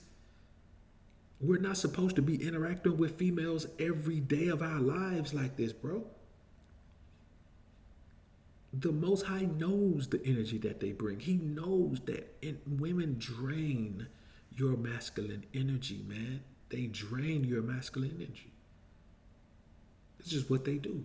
When you have a woman around you, you are not going to be your full-fledged masculine self. I am. You know what I'm saying? And women will tell you, man, they consider me the greatest asshole they ever met in their lives. But it's because I don't kowtow and bow down and make adjustments to who I am when they come around. You see what I'm saying? Like, I don't make those adjustments. I don't feel like, well, as a woman's around, let me make a slight adjustment. Maybe I won't say this as much, or maybe I won't say that as much. I feel like, man, if you cuss like a sailor, man, you should cuss like a sailor and a woman around too. If not, then you're not being authentic with yourself. And why aren't you being authentic? Not because you value the woman so much, because you value her sex so much. If you valued her so much and not her sex, you'd be trying to put on the team. But since you're not trying to put on a team, you're just trying to get in between, then that's what you value. Jonathan A., what's good, bro? Get Morris in the building.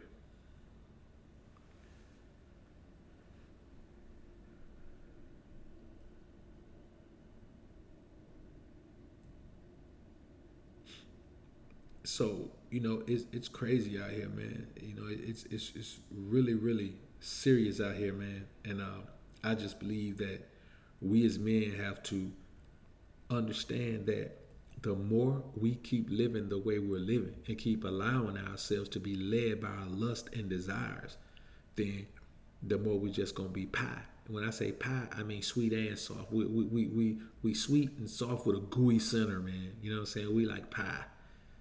You know what I'm saying? Ain't nothing real about us in this society, man. We're not real. We don't understand what being real is. Keziah and Raw Band, what's good, brother? Peace to you. Proverbs 31:3. Give not thy strength unto women. Know thy ways to that which destroyeth kings. That's church, bro. Black Soul Star more. I'm saying asshole, but a gentleman with it. Yeah, me myself, man. I'm like Willie D. I'm not a motherfucking gentleman. Let me tell you something. Ladies first. Who the fuck made up that shit? 9 times out of 10, it was a bitch. I'm like Willie D, man. You know what I'm saying? Like I'm I was raised by those cats. I was taught by those cats who think like that. You know what I'm saying? I'm taught by cats, man, that were not affected by feminism. I'm taught by a cat that didn't have to worry about, all these things that are taking place right now. I'm taught by cats who grew up watching James Evans as a father as opposed to watching Cliff Huxtable as a father. You know what I'm saying? Like, Cliff Huxtable was the weakest representation of a black father that I have ever seen on television. Even George Jefferson, Sherman Hemsley, even George Jefferson was a better representation of a black man than Cliff Huxtable was. Because you can say, well, look how his maid talked to him. Come on, man, that was for comic relief. I'm talking about the essence of who he was. Here he was, a black man living in a high-rise in Chicago with his own fucking business during that time. That represents more. The same way James Evans represents a greater representation of what a black man should be. Cliff Huxtable, he represented a weak man who was always kowtowing and giggling and shit with his woman, and his woman always told him what to do and what he couldn't do. And the children, yeah, they talked to him, but they didn't really respect him. Not the type of respect you need from a child. There was no fear for them, for their father from them. He didn't get that type of reverence from nobody around him, man. Always hee and the ha-ha and the dancing and chicka-cheeing and all that shit, man. Come on, man. What black man you know represent that? When you been in your life, in your world, and seen a black man who act like that, man? If you know a black man who act like that in real life, man, you would say he was a sucker.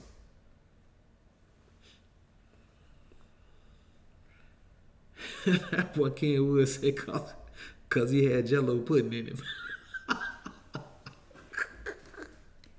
Yo, hey, that was a good one, kid. That was a good one, man.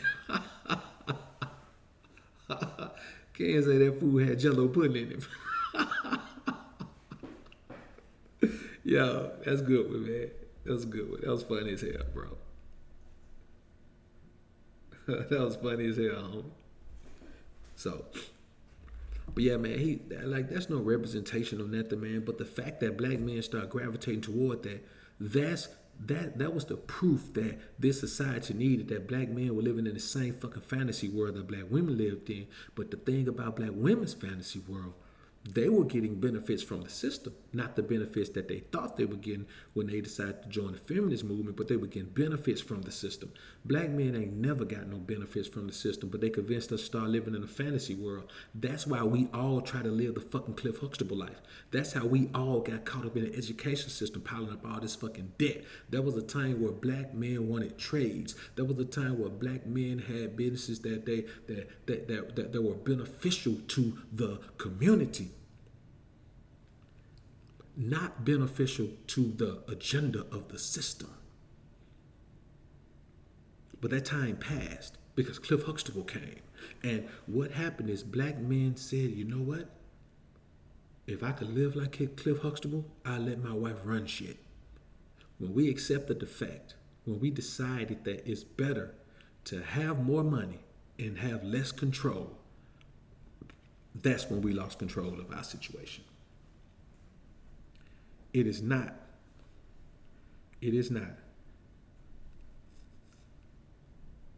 that type of thing. And I'm telling you, man, that's how I am with my son, man. You know what I'm saying? Like, he knows, man, he can talk to me about anything, but he knows if he come to me with some foolishness, boy, it's about to be on. And we know ain't no talking back, ain't no none of that stuff, man. It's, it's one of those things, man. Like, that's how you have to be, man. That's how you represent as a black man, man. And I feel like this. The more you're out here giving all your strength away to these women, man, you cannot be strong. No man who gives all his strength away to women all the time is strong, man. No man is.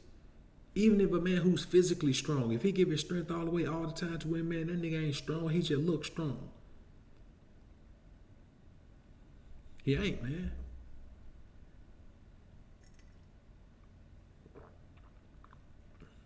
World-class athletes, when they preparing to go to battle or preparing to compete, man, they don't go nowhere near no woman in her body. You know why? Because it's been proven that shit drains your strength. So you find me, let me tell you something. You find me a man that's always having sex, I promise you that nigga body is soft as shit. Find me a man that's always having sex. Even if his body wasn't soft before, I bet his body soft as shit. Like, that's how it is, man. Now you have the genetic freaks who, no matter what they do, man. Like, I know niggas, man, who can eat pie every day. Nigga eat pie every day, man, don't get fat. Still be ripped. You know what I'm saying? Nigga have to actively add carbs in strategic points in his life, man, to gain weight, you know, to bulk. You know what I'm saying? Some cats don't bulk. So they can't. So I just say, man, you know, you have to really, really and then you think about this, man. If you have a son, it's good you said that, more. If you have a son, like, how can I raise my son, man, to pride himself in who he is and not let women use him for his masculine energy, and at the same time not feel like he needs to be validated by them? If every time he see me, I got a different chick around. Every time he see me, man, some other chick sniffing up under me, or I'm sniffing up under her, man, and you know, it's always like that. When I'm chilling with my son, my phone ringing, and I'm always jumping on the phone with some chick, man. You know what I'm saying? There ain't that many chicks in the world that a king should be willing to sleep with. There ain't that many chicks in the world that a righteous man should be willing to interact with physically. If you're having sex with that many women, you have lowered yourself. You have lowered your level of masculine energy. You have lowered yourself of spiritual awareness. You have lowered your level of everything that represents manhood. That is what you've done.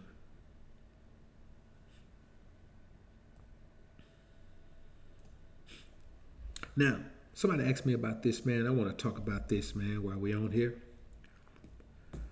Somebody asked me, and every time he come in, he leaves this question. He'll come in on the video and they say this: what do you think about, what are your thoughts on interracial dating?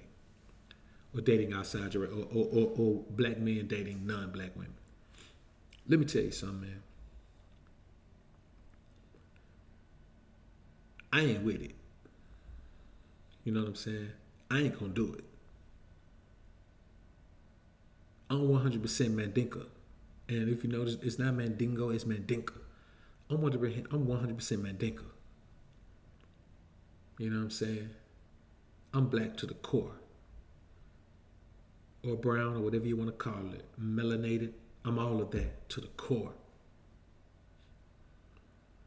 I don't desire other races of women.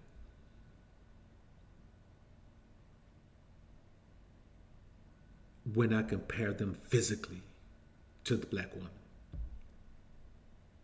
Like, they're not even close. You can't find, if you find me a bad black chick, a bad black woman, I'm talking about raw, and go find me the baddest 10 chicks of any other races you want to find, and I guarantee you that black woman gonna shut their ass down.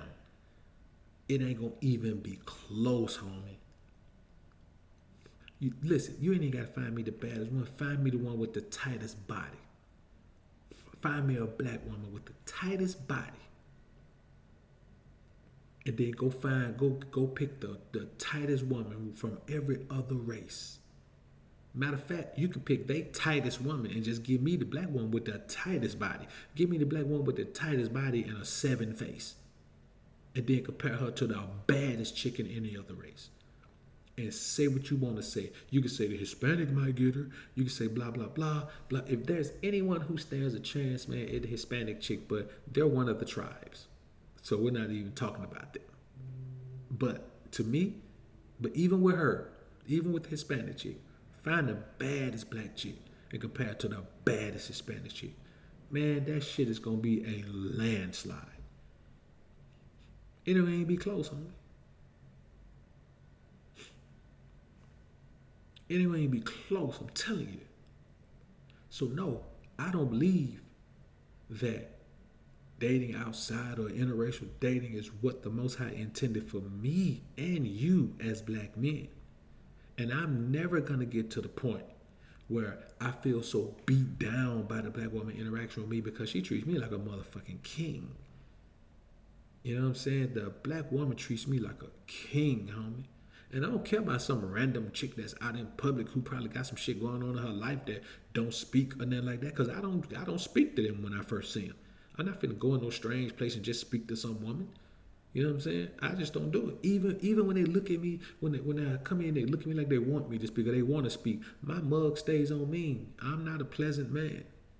Like, if you want my pleasantries, then you have to get to know me. You have to earn my pleasantries. I don't just go around being a pleasant, loving man. Like, that's sucker shit. If you're a man that going around thinking every time you see a woman you're supposed to smile and hee and ha ha in her face and present yourself as Sambo, go ahead and do that, Sambo. Do your thing. It ain't for me though. But when I deal with black women on a personal level, on a business level, in any way that's on a more interpersonal level than I normally would, man, they treat me like a king, bro. You know what I'm saying? I get nothing but reverence. So I ain't gonna never get to the point where I'm so mentally distraught about my dealings with the black woman that I just swear her off and want to deal with another woman. Like I hear these sucker ass motherfuckers out here talking about, well, other women are nicer, other women are more submissive. Other women are, man, you're a sucker. You're a sucker, man. You're a simp. You're a punk. You're a chump. Anytime you gotta say that you need, well, other women are, they're less combative. They're blah blah blah blah. Of course they're less combative. Let me tell you something. The black woman is stronger than the white woman. The black woman is stronger than the Hispanic woman. The black woman is stronger than the Indian woman. The black woman is stronger than the Asian woman. When it comes to women, she's the strongest woman on earth, just like when it comes to men, we the strongest men on earth. So if you're expecting her to be docile like a white chick, get your ass on over there and get you a white chick. Because see, a white chick will be docile to anybody. Hell, she docile to the white man. That nigga, he ain't tough worth shit. He just has all the advantages. He has all the weapons to himself. He has all the finances to himself. You know what I'm saying? He ain't strong though. Especially not against us. We were delivered into his hand by the Most High. He ain't come conquer shit. But you have to understand that if that's what you want, go on over there, man. Get you a white woman who submit to anybody anyway. You know what I'm saying? What I am saying is this. Of course, if you're looking for the black woman to be like the white woman, she ain't gonna never be like the white woman. She wasn't put here to be like the white woman. And you weren't put here to be like the white man, but you've been grafting yourself trying to do everything that the white man deems important. Like you want to present yourself on the level of the white man because you think the white man is above you. I don't view it that way. I want to become more and more a child of Israel. I want to become more and more a child of the Most High. I want to separate myself from what the white man deems is necessary to be a man because he ain't no man. He don't know how to be no man. Never had no honest dealings a day in his life with another culture, ever. So I pride myself in my ability to bond with the Most High and become more of the man I'm supposed to be. And I know my woman ain't gonna be like the white man woman. I know she ain't gonna be submissive like an Asian woman. I don't want that. I ain't Asian or white. I want her to be who she is. And if I am who I am, she gonna submit to me anyway. And that's the reality of it. OB is in the building. What's good, bro?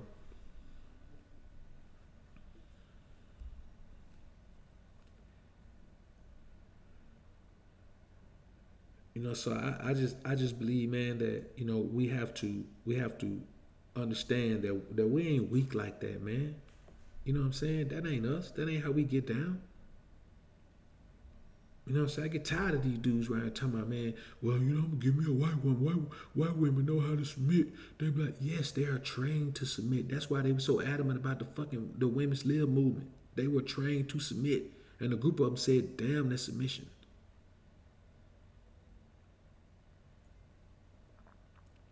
But the majority of them are still submissive like that. But I don't want no woman that's a pushover. Being submissive and being a pushover are two different things. A pushover submits to anyone. The black woman only submits to a man. A man. A man who has that spirit energy of the Most High. And if you ain't got that, she not going to submit to you, homie. She not going to do it. You can try all you want to. You can't beat her into submission. Submission is not a thing that you can force a woman to do. It is something that just happens. And when it happens, when it truly happens, you ain't got to force her to do it because she ain't going to fight against it. Now, I know a lot of niggas don't have this experience out here, and that's fine. Come to the alphasphere, and I will tell you how to have this. But it's gonna take a while. You got a lot of studying to do, man. I got a lot of content up. You gotta listen to all my shit. And then you gotta come to Patreon. Patreon is where the transformation takes place. Here is just let you know how lost you been. You listen to my content on YouTube, it lets you know how fucked up you been. Let me tell you something. If you listen to my content, you're gonna come across something that's gonna make you say, damn, I used to do that shit. Or damn, I do that now. You're gonna come across those things. And all that lets you know is that you have some growing to do. Hell, I have some growing to do. We're always growing. So let me address something right quick. If you come to my channel and you hear a video that I did 8 months ago, and you hear me do a video today, and my views have slightly changed on something, motherfucker, it's called growth. It's called growth. Like that fungus that's growing between your funk ass feet. It's called growth, homie. That's what I'm doing. I'm growing. Now, growth don't mean that I'm gonna wake up and everything gonna be different and I'm gonna be the opposite of what I've been. No, that's not growth. What I'm telling you is, as I live my life and apply my own principles to my life. See, I don't just put this out here like I'm some expert on life. These are principles that I know are working. They work in life. These are the principles of how a man's supposed to live his life. And I live my life like this every day. But if I come across some new information, if a new interaction takes place, and I'm like, well, wait a minute. Maybe it will make it even better if you adjust this and do this right here. Then don't come in my comment, man, talking about, man, you said this. I remember one of your first videos, you said this. And now you saying this. Sound like you're contradicting because I'm going to block you. You know what I'm saying? Let me tell you something. If you say anything negative about anybody on my channel, I'm going to block you. If you say anything negative about Dr. BoA, I'm going to block you.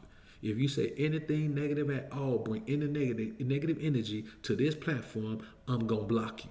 You understand what I'm saying? Not because I give a damn about what you're saying. It's because it's my job as the cultivator of the content on this platform, as the curator of this content. It's my job to make sure that my supporters have a positive experience when they come. And your negative energy is not going to give them a positive experience. So fine, come leave your one negative comment, because that's going to be the only one your ass leave, because I'm going to block you.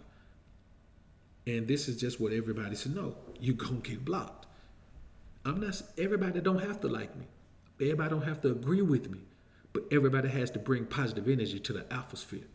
Even if you disagree, hey man, there's a way you do it without being an idiot about it. If you disagree with somebody to leave a comment, there's a way you do it, man, without calling somebody names and talking to them all crazy.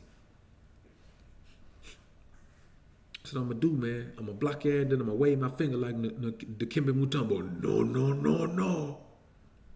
Your ass going to get. Mr. Beasley's in the building. What's good, bro? Now, another thing I want to talk about is this, man. Somebody asked me the other day, can there be a black community? I agree, Forte. That's whole tendencies. You know what I'm saying? When you do things like that, there's two kind of stakes. There's a mistake and a whole stake. Women make mistakes. When men do the same things, they call whole stakes at that point. Write that down. Somebody asked me, can there ever be a black community? Can the black community be rebuilt? Can there be a Black Wall Street? And my answer is, yeah, that can. Just not in America. You see, those days of building in America are done. They were never going to work anyway. It's not intended for us to build here. So no, there can never be a black community. Now, I'm going to be honest with you. When I was a kid, like a little kid, like I was too young to get haircuts. I couldn't even get a haircut. Like I was so little, my hair was still growing. And then really my shit should have always kept growing. But anyway, I recall a time, man, when downtown Birmingham used to be all black. Every business downtown Birmingham was black owned. Like you could literally walk for blocks and go dip in and out of every single store, and they were all black owned, black operated. This Birmingham, Alabama, this the South we talking about. salvage. I remember my dad used to get his hair cut. My dad used to go in the haircut, go in the barbershop, get his hair cut. Just go to a barbershop called Magic City. Right next to it, there was a little restaurant that sold chicken wings. And then right next to that, there was a building that sold something else. I don't know what the hell it sold. Then around the corner, there was another restaurant that sold soul food. Then on up street a little bit, there was a dude that had a suit store. All he sold was suits and gaiters and shit like that. And just all scattered out through there, man, it was all black owned. You know what I'm saying? And I'll never forget it, because as a kid, man, I thought black folk was on, because all I ever saw was black folks exchanging money. You know, as a kid, I didn't know business, but I knew money. And I was like, every time I'm in here, you know, I was so young, I couldn't even understand what was going on with the transaction. I just knew that everybody who was in that store was giving that person behind the counter money. And I was like, man, they get a lot of money. You know, I remember saying that to my dad, telling like, Dad, and I was little, man. Like, I was talking like this. I remember this. Dad, they did him a lot of money. Why they did him all that money? And he tried to explain it to me, and I was like, you know, I got it. I heard it, but I didn't get it. But as I got older, then I remembered those words, and then I got them. But, so, that shit is gone. That ain't gonna never happen no more. Brick and mortar stores are gone. Nobody doing brick and mortar stores, though. Motherfuckers are shopping online now. You know what I'm saying? Like, that shit is gone, bro. The time to establish a black community was when there was a black community. You don't be in enemy territory and have something and then be swindled out of that shit by the enemy and think you're gonna get it back. It ain't gonna happen, homie. It's a wrap.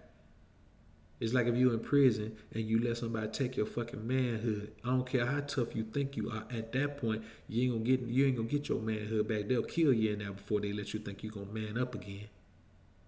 You understand what I'm saying? And taking your manhood ain't about getting raped. Taking your manhood is about going out without a fight. Taking your manhood is about submitting your manhood. Nobody can take your manhood. You have to submit your manhood. Nobody can take your masculinity. You have to submit your masculinity. Nobody can take your spiritual essence. You have to submit your spiritual essence. And black men have done all of that. We submitted our masculinity. We submitted our spiritual essence. We submitted our pride. We submitted our desire to have more. We've gone along and started following the system like a female. The majority of black men now think that getting secondary education is the way of the world. So black men don't even want to have businesses like that anymore. And that's just the way it is, man. And in all of those businesses down there, you could always go in one and see an ad for the other businesses in the area. Now that I do remember. As I got older, I remember that. You could always go in one and see an ad for the other businesses. Like they have this brochure looking thing where it had all the businesses on that strip, and it was in every single business in there. So if you went in one, you were gonna see the others. That shit is gone, man. Black men don't even love themselves. Them motherfuckers don't love each other no more. Black men don't care about one another enough to do nothing like that, bro. They simply don't. China White, I appreciate the super chat. China White said, hit that super chat, family. Support BoA, family. Real talk, man. Real talk. Real talk, man. Nigga be coming in here with this game, man. Don't get no support. I know it's Christmas time, nigga, but shit. You know what I'm saying? Alpha Jr. need new shoes too, nigga.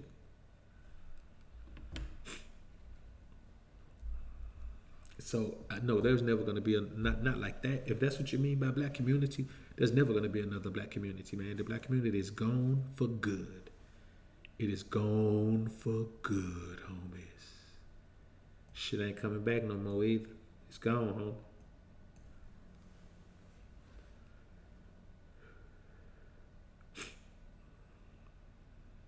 Now, let's look at this. Let me tell you something right now, man. Let's talk about why your wife or girlfriend is somebody else's thought. Now, I know you don't want to hear this. This ain't the most fun thing for you to hear. This ain't the most gratifying thing for you to hear? This ain't none of that. But it's something you need to hear anyway. Hollywood Hawkins, I appreciate the super chat, brother. Working the wrench and supporting the stream. You know what, man? It's funny how, like, the crew always support, man. You know what I'm saying? There's a crew of supporters that I have. Yeah, you ain't here watching. That's a level of support, but there's a crew that I have. You know what I'm saying? That support. And you know, just to be honest with you, man, I mean, I noticed that. I'm sure all creators notice that when you got that crew of people that actually support on all levels, man. You know what I'm saying? That right there, man. Now I say I don't need no validation. I ain't gonna even lie. That shit is validation. You know what I'm saying? When people support, that shit is validation.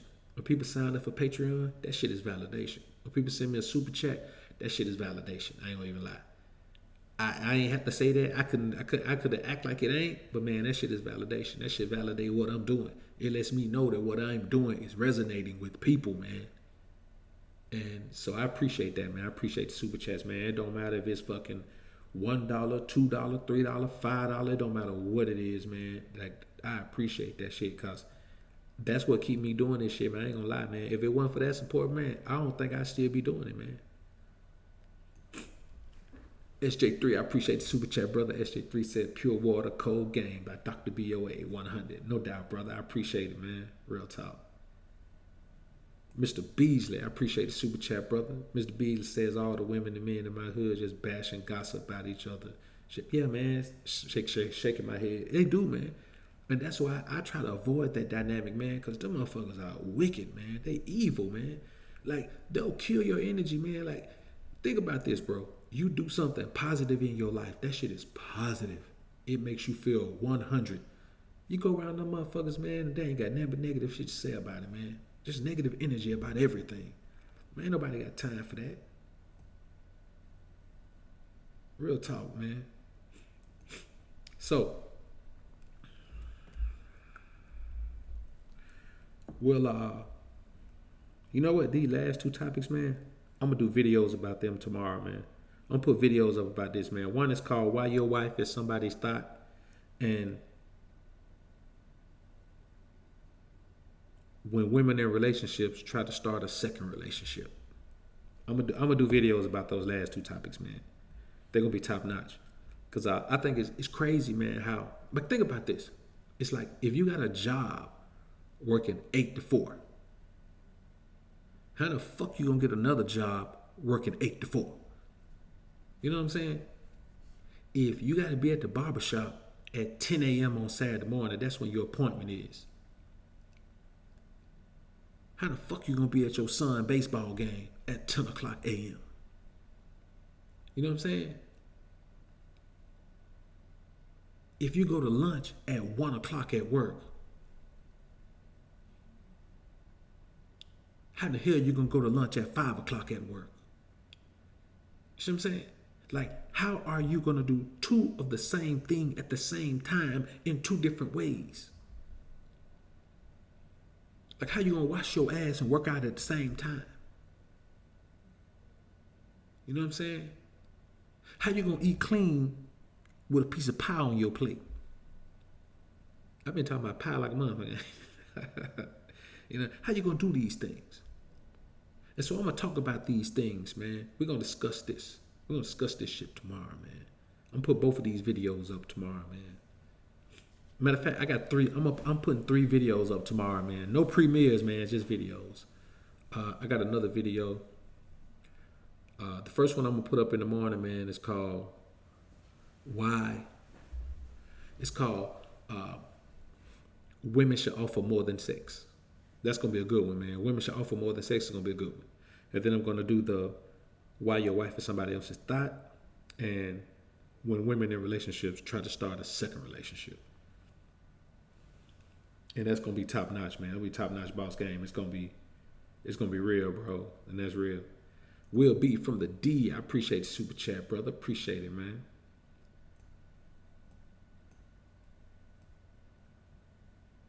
Ken Wood, I appreciate the super chat. Ken Wood says, I always say, if I got it, you got it. No doubt, brother. And you do that for sure. I appreciate it, homie. Hollywood Hawkins, I appreciate the super chat once again, brother. I appreciate it. So, you know, man, hey, the joint is growing, man. We're growing in the atmosphere, man. You know what I'm saying? We're growing in the atmosphere, man.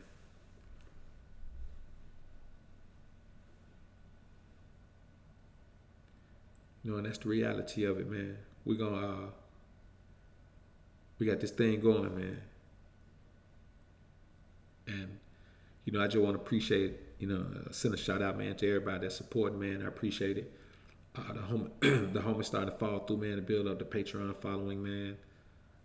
It's about to get to the number that I wanted to be at, man, before I go ham over there, man. Like, I upload content regularly over there, like real talk. I upload shitload of content over there, but I'm gonna go ham on Patreon, man. I get a few more. I think I need 8 more. I get 8 more patrons, man. I'm gonna start going ham on Patreon, man. Like really going ham. You know, but I ain't gonna forget the YouTuber sphere, man. You know what I'm saying? I'm gonna do the YouTube thing, man, like a motherfucker. Grant Shan, I appreciate the super chat. Grant Shan said, keep bringing the heat. I'm on the job, man. I'm on the job. You know what I'm saying? Bringing the heat, that's my thing. So, you know, it's one of those things, man, where I feel like, man, so, you know, like this right here, man, you know what I'm saying? This level of support, man, like, this shit is, you know, it's why I do it, man. It's why I keep grinding, why I keep rolling, man. And I'm gonna keep going, man. I'm gonna keep it pimping. You know what I'm saying? We're gonna keep rocking out. So I appreciate everybody coming through, man. Keeping the numbers up, man. You know, and really, man, Friday streams are, I don't know why, but for me, Friday streams they're normally slow, man. So, you know, to keep this number up, man, to, you know, in the 70s and 60s, man, to me, that's great. You know what I'm saying? And I know other people have higher numbers, but I don't give a fuck. I don't compare myself to these niggas, man. You know what I'm saying? I'm a man, bro. I'm my own man. I compare myself to what I've done previously. So what happens in the stream now, I compare it to what happened 6 months ago. You know what I'm saying? What happens on my channel, I compare it to what happened when I first started. I compare my growth to my growth. I look at my own growth. I don't look at what nobody else does. You know what I'm saying? For me, that's beta shit. That means that you put yourself in a position where you competing with other niggas to be them. Because I ain't got to compete with you to be me. So if I just focus on being me, there ain't no competition. Nobody can be me better than I can. So that's how I view this thing, man. So let's go ahead and get on out this thing, man. I know it's 11 p.m. Central Standard Time, so I know it's midnight on the East Coast, man. I know on the West Coast, man, y'all probably just getting out. Y'all just getting ready to go out to the club, man. So if that's what you do, you know what I'm saying? If that's what you do, man, cool. I don't knock people who go to the club. I don't go, man, because I don't smoke and drink. I mean, I blow, but I don't drink. I smoke. I drink. I'm supposed to stop. I can't. I will sip some champagne, man, or something, man. You know, or just depending, man. Like, you know what? I can't say I don't drink or smoke. I don't do that shit regularly. You know what I'm saying? If I fall through on some homies, man, like it's the holidays. I fall through about the holidays, man. They got some Crown, man. They pouring up Crown, man. Then I'm gonna drink me a glass. You know what I'm saying? Man, pour me up a shot. But it may be next January. It may be next Christmas before I have another one. You know what I'm saying? Or it may not. You know, I just do what I want to do. Like people say, man, you like when you meet a woman, she asks you, man, you smoke or drink? I be like, bitch, don't ask me what I do. You don't even know me like that. You know what I'm saying? Like I don't answer personal questions, man, when I just meet a woman, bro. I'm not on no damn job interview. I'm telling you, I don't. So, anyway, man, let's go ahead and get ready to bounce on out this thing, man. Man, you know what? Let me write that down, bro. I'm gonna do a video on that. But you know what, man? You know what, Beasley? But when they said the beta is God. God the beta man, the devil the alpha male. That's crazy, man. And I believe, man, that's the type of thing these dudes be talking around here, man. God is the beta and the devil is the alpha. Alright? Man, let me tell you something about that, bro.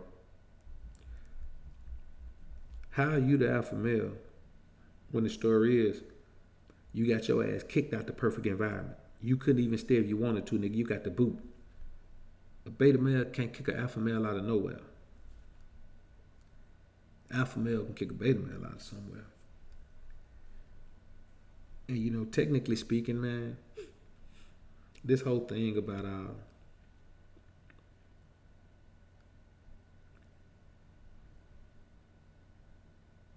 the devil, man, and what you saying, the devil is alpha, that what they said. Man, that shit is, you know what, for real, man, like, that shit is, I don't even read into that type of shit. That type of shit is nuts, man.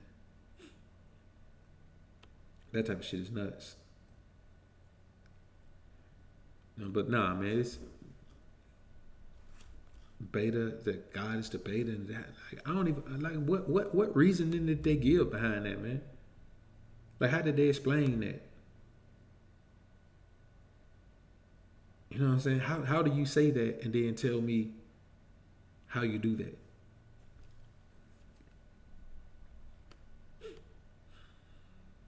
You know what I'm saying? Because what I read, man, I say God's the Alpha and Omega. I ain't see God's the Alpha and the Beta. You know what I'm saying? Like, man, beta males are accepting of shit that punishes them. They're accepting of things that disenfranchise them. They're accepting of things. Matter of fact, I got a response, man. AMS did a video. They're gonna be the other video I put up tomorrow. AMS recently did a video, man, saying why you shouldn't judge beta males. I'm gonna do a response video to that, man. Tomorrow, man. I'm gonna put that up tomorrow, man. You know what I'm saying? It wasn't a video he put up today. I think it was the one he put up yesterday, and it said why you shouldn't judge beta males. And I'm gonna do a response video to that, man. Cause though he made some valid points, he left some things out. You know what I'm saying? So if you looking for, you know, just check the video out, man. It's gonna be tight. It's gonna be tight. Y'all check that out, man. But nah, man, I don't think, man, beta ain't got nothing to do with the Most High, man. Like, the Most High is in control. How the hell you can be beta and you ain't in control? Betas don't control nothing because they don't want to control nothing. Betas like to serve. The last time I checked, man, the Most High didn't serve nobody. He sits back and waits to be served. Yo, for my female subscribers, man, my female listeners, man, I got some new designs. I got the design that I'm about to finish tomorrow, man, called I Love My Alpha. And I got another one called Alpha Males Love Good Girls. And so I got a couple of designs, man, I'm about to do for females, man. Again, I got one called Alpha Males Love Good Girls. And I got another one called I Love My Alpha Male, or I Love My Alpha.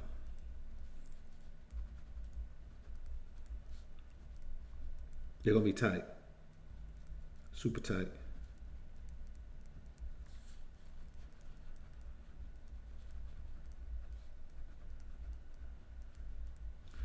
Think I got a little bit of female following now, man. They can, let's go ahead and do their thing, man. So, anyway, homies, I would say you got a bad one on the way. She ridiculous. Hey, man. It's a beautiful life. I got color for ice. I got flights to hoes. Spending the night. I'm a timer, baby. Oh, my shit be designer, baby. Ken Wood, peace out, brother. Beasley, real talk, real talk. BoA does that go for Christ because he served his followers. I ain't really never seen, I don't really know about if he served somebody, man. I mean, but, I ain't on that Christian tip, man. I'm not a Christian. So, I don't have a dog in that race, man. Like, I'm not a Christian at all.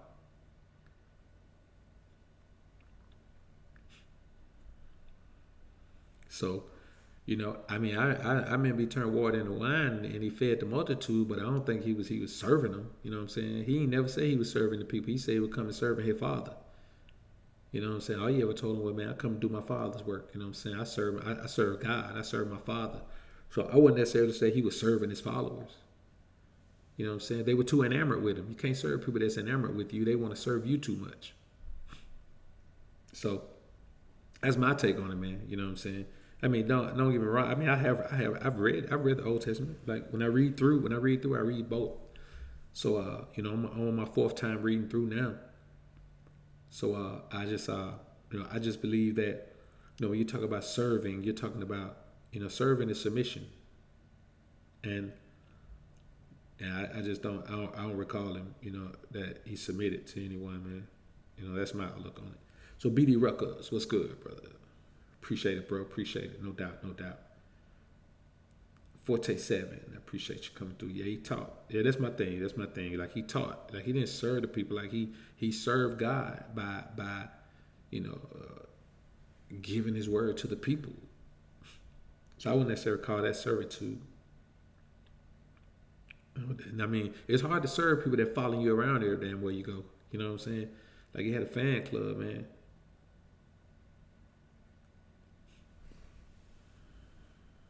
So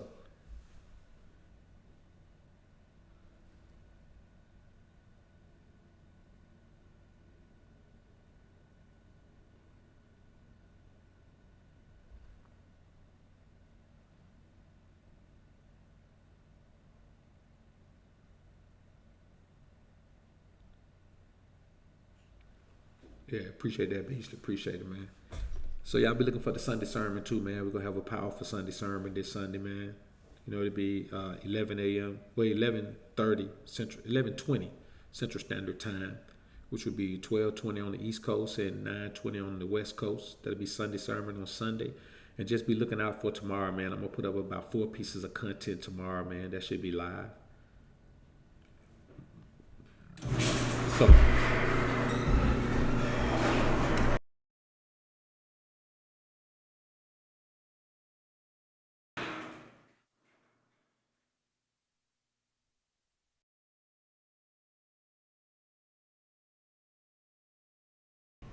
my bad, man. Just hit my garage, man. So so I'll be we'll get it together, man, and we'll link up again tomorrow, man. Avoid the haters, avoid the fakers, avoid the baiters. And as always, alphas up, betas down. Homies, peace.